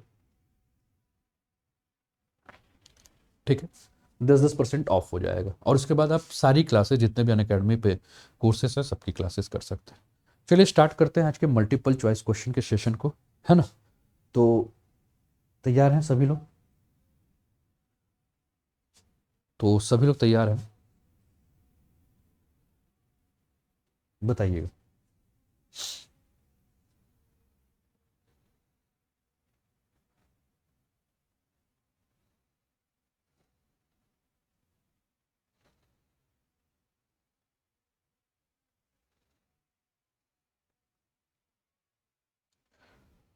तो अभी जो भी स्टूडेंट फ्री भी हो चुके होंगे अन्य क्लासेस से, और तो इस समय आज का जो current affairs multiple choice question session है उसमें आप लोग जुड़ जाइए, और अपने मित्रों को भी जो है वो लिंक शेयर कर दीजिए कि वो भी मल्टीपल चॉइस क्वेश्चन सेशन में जुड़ जाएं, करंट अफेयर्स के आज के, है ना।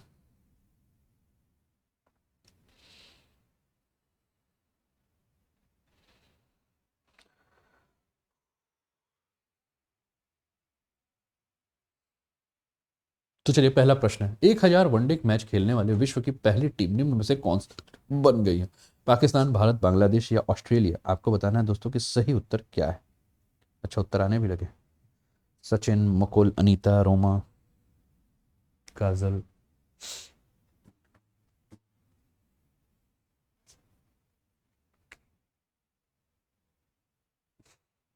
तो एंजॉय किया सेशन आज का आप लोगों ने, करंट अफेयर्स को डिटेल में पढ़कर मजा आया।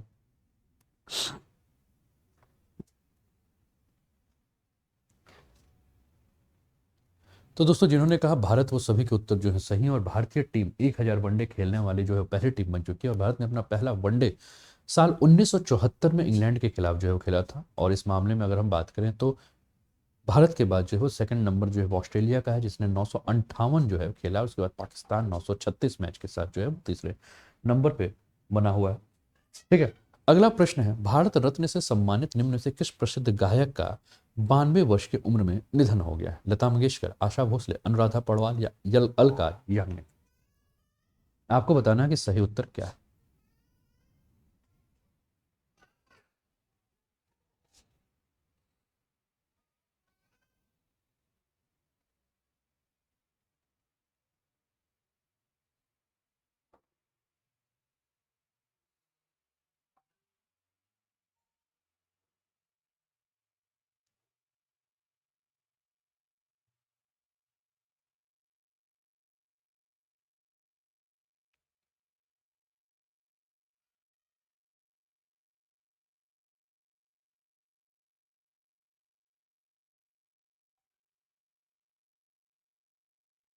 ठीक है ना, आपको बताना है कि राइट आंसर क्या है। तो दोस्तों सबने बताया, और सब जानते भी हैं कि इस समय हम लोग जो है उन्होंने, हम सभी ने जो है वो स्वर कोकिला, भारत रत्न, प्रसिद्ध गायिका लता मंगेशकर जी को जो है हम लोगों ने अभी खोया है। तो इसका उत्तर जो है वो सबको पता ही है, ठीक है। एक प्रश्न आपसे आयोग और भी पूछ सकता है कि लता मंगेशकर जी को कौन कौन से पुरस्कार जो है वो दिए गए थे? तो भारत रत्न तो सभी जानते हैं, पद्म भूषण, पद्म विभूषण, दादा साहब फाल्के पुरस्कार, आजा भैया, ठीक है ना, ये भी आप जो है नोट याद रखिएगा, आयोग पूछ सकता है, ठीक है। अगला, किस देश के राष्ट्रपति पेड्रो कास्ट्रिलो द्वारा कैबिनेट के फिर से पुनर्गठन की घोषणा किए जाने के एक दिन बाद देश के नए प्रधानमंत्री हेक्टर वेलर ने इस्तीफा दे दिया? पेरू, मैक्सिको, ब्राजील या यमन?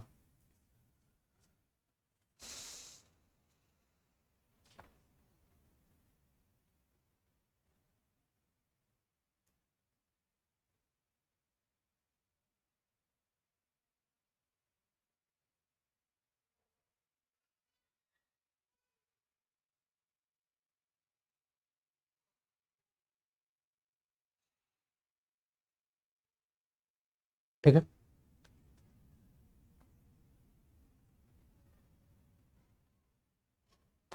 तो दोस्तों जिन्होंने कहा पेरू, वो सभी के उत्तर जो है वो सही।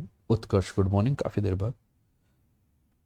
कल का पीडीएफ, कल की क्लासेस नहीं हुई थी सचिन, इसलिए पीडीएफ नहीं मिला था। आज का पीडीएफ जो है वो डाउनलोड हो जाएगा। और पीडीएफ के लिए मैंने कहा है कि नोट्स आप बनाने के लिए बिल्कुल ना परेशान हो, टेलीग्राम के माध्यम से आप जुड़ जाइए। टेलीग्राम जो है वो, जो स्टूडेंट बाद में जुड़े हैं उनको मैं बता दूं कि क्लास को जैसे ही आप स्टार्ट करोगे, तो मैंने शुरू में जब प्रोफाइल अपना बताया तो प्रोफाइल के साथ मैंने टेलीग्राम लिंक भी दिखाया है। और मैंने कहा है कि इस टेलीग्राम लिंक के माध्यम से जो है वो आप जुड़ सकते हैं, है ना। तो उस टेलीग्राम लिंक को आप देख लीजिएगा और वहाँ से आप क्या कीजिएगा कि टेलीग्राम लिंक को आप टाइप करके सर्च करके जो है वो आप जो है वो जुड़ जाइएगा। ठीक है, अन अकेडमी, ठीक, मैं बता भी दे रहा हूँ, या अभी देख लीजिए, ये आप अन अकेडमी, है ना, अनूप उपाध्याय ऐसे सर्च करोगे आप, तो आपको टेलीग्राम लिंक जो है वो शो करेगा, तो उससे आप जो है वो ज्वाइन कर लीजिएगा, जहाँ क्लासेस के पीडीएफ जो है वो आपको प्रोवाइड की जाती हैं, डेली क्लासेस पीडीएफ। ठीक है। तो पेरू जो है राइट आंसर। अगला है, इंडिगो एयरलाइंस का नया प्रबंध निदेशक निम्न में से किसे नियुक्त किया गया? राहुल सचदेव, राहुल भाटिया, अनिल कुमार, या मोहन अग्निहोत्री।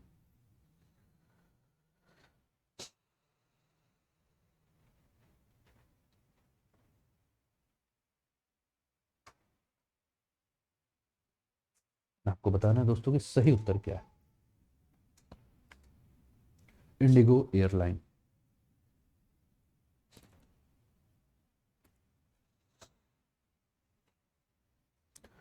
तो दोस्तों जिन्होंने कहा राहुल भाटिया, वो सभी के उत्तर जो हैं सही हैं। और भारतीय एयरलाइन इंडिगो ने अपने जो सह संस्थापक और प्रमोटर हैं राहुल भाटिया को जो है वो तत्काल प्रभाव से कंपनी के प्रबंध निदेशक के रूप में जो है नियुक्त किया है। ठीक है। अगला प्रश्न है, किस टीम ने इंग्लैंड को हराकर वर्ल्ड 19 वर्ल्ड कप की पांचवी जीत हासिल की है? ऑस्ट्रेलिया, बांग्लादेश, पाकिस्तान, या भारत।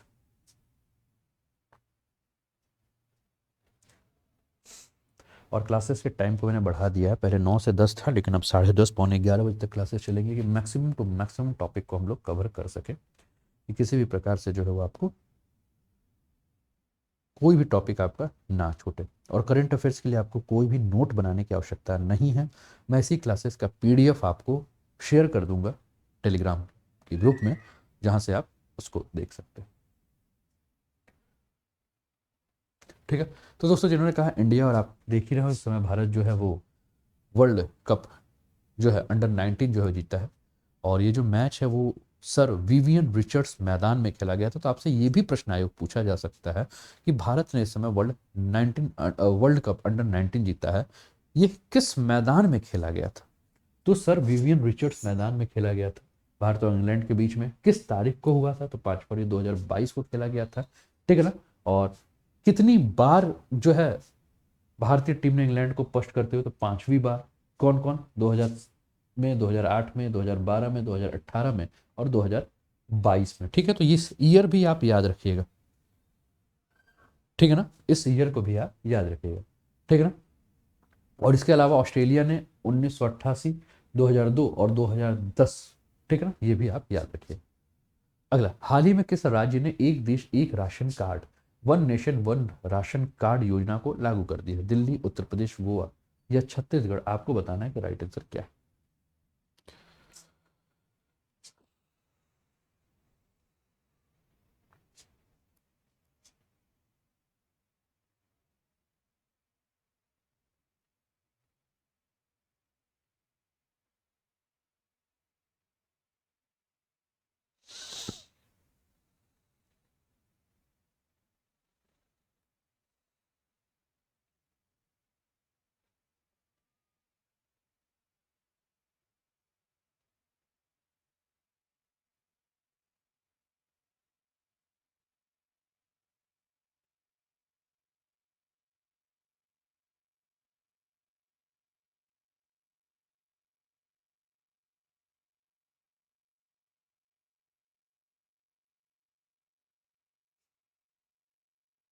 ठीक है।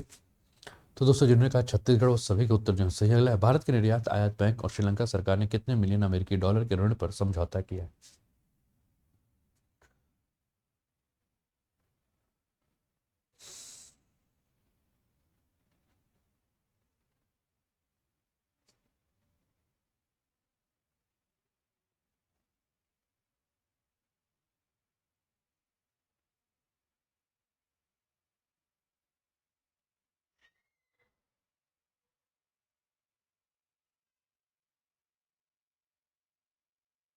तो दोस्तों जिन्होंने कहा 500 मिलियन अमेरिकी डॉलर, वो सभी के उत्तर जो है वो सही हैं। और भारत के निर्यात आयात बैंक यानी कि एग्जिम बैंक और श्रीलंका सरकार ने जो है वो 500 मिलियन अमेरिकी डॉलर के ऋण समझौते पर जो है वो किया है। और ये श्रीलंका में आप जान रहे हैं कि इस समय स्थिति काफ़ी खराब है, आर्थिक संकट है, तो इस बीच में ईंधन की कमी से निपटने के लिए जो है ये सहायता की गई है। और आज का अंतिम प्रश्न आपके स्क्रीन पर है। अंतर्राष्ट्रीय मानव बंधुत्व दिवस, international day of human fraternity, निम्न में से किस दिन मनाया जाता है? 10 जनवरी, 12 मार्च, 4 फरवरी या 20 अगस्त?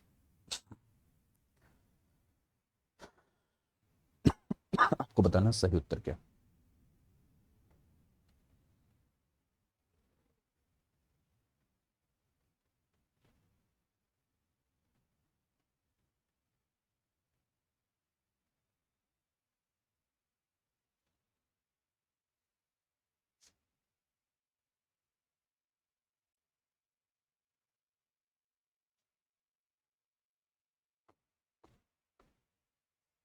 तो दोस्तों जिन्होंने कहा 4 फरवरी, वो सभी के उत्तर जो है वो सही है। और सांस्कृतिक एवं धार्मिक सहिष्णुता और सहअस्तित्व को बढ़ावा देने के लिए प्रति वर्ष जो है वो 4 फरवरी को अंतर्राष्ट्रीय मानव और बंधुत्व दिवस का जो है वो आयोजन किया जाता है, जिसका मुख्य उद्देश्य क्या होता है कि विभिन्न धार्मिक समूहों के बीच जो संवाद है वो बनाए रखा जाए, और जिससे कि मनुष्यों के बीच जो है वो क्या हो कि साझा मूल्यों को जो है वो बढ़ावा दिया जा सके। और दोस्तों स्पेशल सेशन जो है वो रात को 8 बजे होगा इंडियन इकॉनमी का, तो उसमें जो जरूर जुड़िएगा। और उसके लिए जो आपको कोड यूज करना है वो कोड क्या है? अनूप 10 का कोड है, इस कोड का प्रयोग कीजिएगा। टेलीग्राम लिंक से जुड़ जाएगा। वीडियो को अगर लाइक कर दिया है तो फिर से लाइक करने की आवश्यकता नहीं है, क्योंकि अगर आप लाइक करोगे तो अनलाइक हो जाएगा, है ना। और लाइक नहीं किया है तो लाइक कर दीजिए, है ना। फ्रेंड्स के साथ शेयर कर दीजिए। चैनल पे पहली बार है तो चैनल को सब्सक्राइब करके बेल आइकन दबा दीजिए, ठीक है। और बहुत बहुत धन्यवाद आप सभी का। अगली मुलाकात दोपहर 2 बजे प्लस की क्लासेस में होगी ज्योग्राफी में, जिसमें हम लोग क्लाइमेटोलॉजी पढ़ रहे हैं। क्लाइमेटोलॉजी में हम लोग वाताग्रोह के बारे में चर्चा कर रहे हैं, तो उस क्लास को जरूर ज्वाइन कीजिए। कैसा लगा ये क्लास, अपना फीडबैक अवश्य दीजिए। मित्रों को भी इस क्लास के बारे में जानकारी जो है वो अवश्य दीजिए। स्वस्थ रहिए, मस्त रहिए, तंदुरुस्त रहिए, हंसते रहिए, खेलते रहिए, मुस्कुराते रहिए, सकारात्मक ऊर्जा का संचार करते रहिए और सपनों को जल्दी साकार कीजिए। जय हिंद, जय भारत।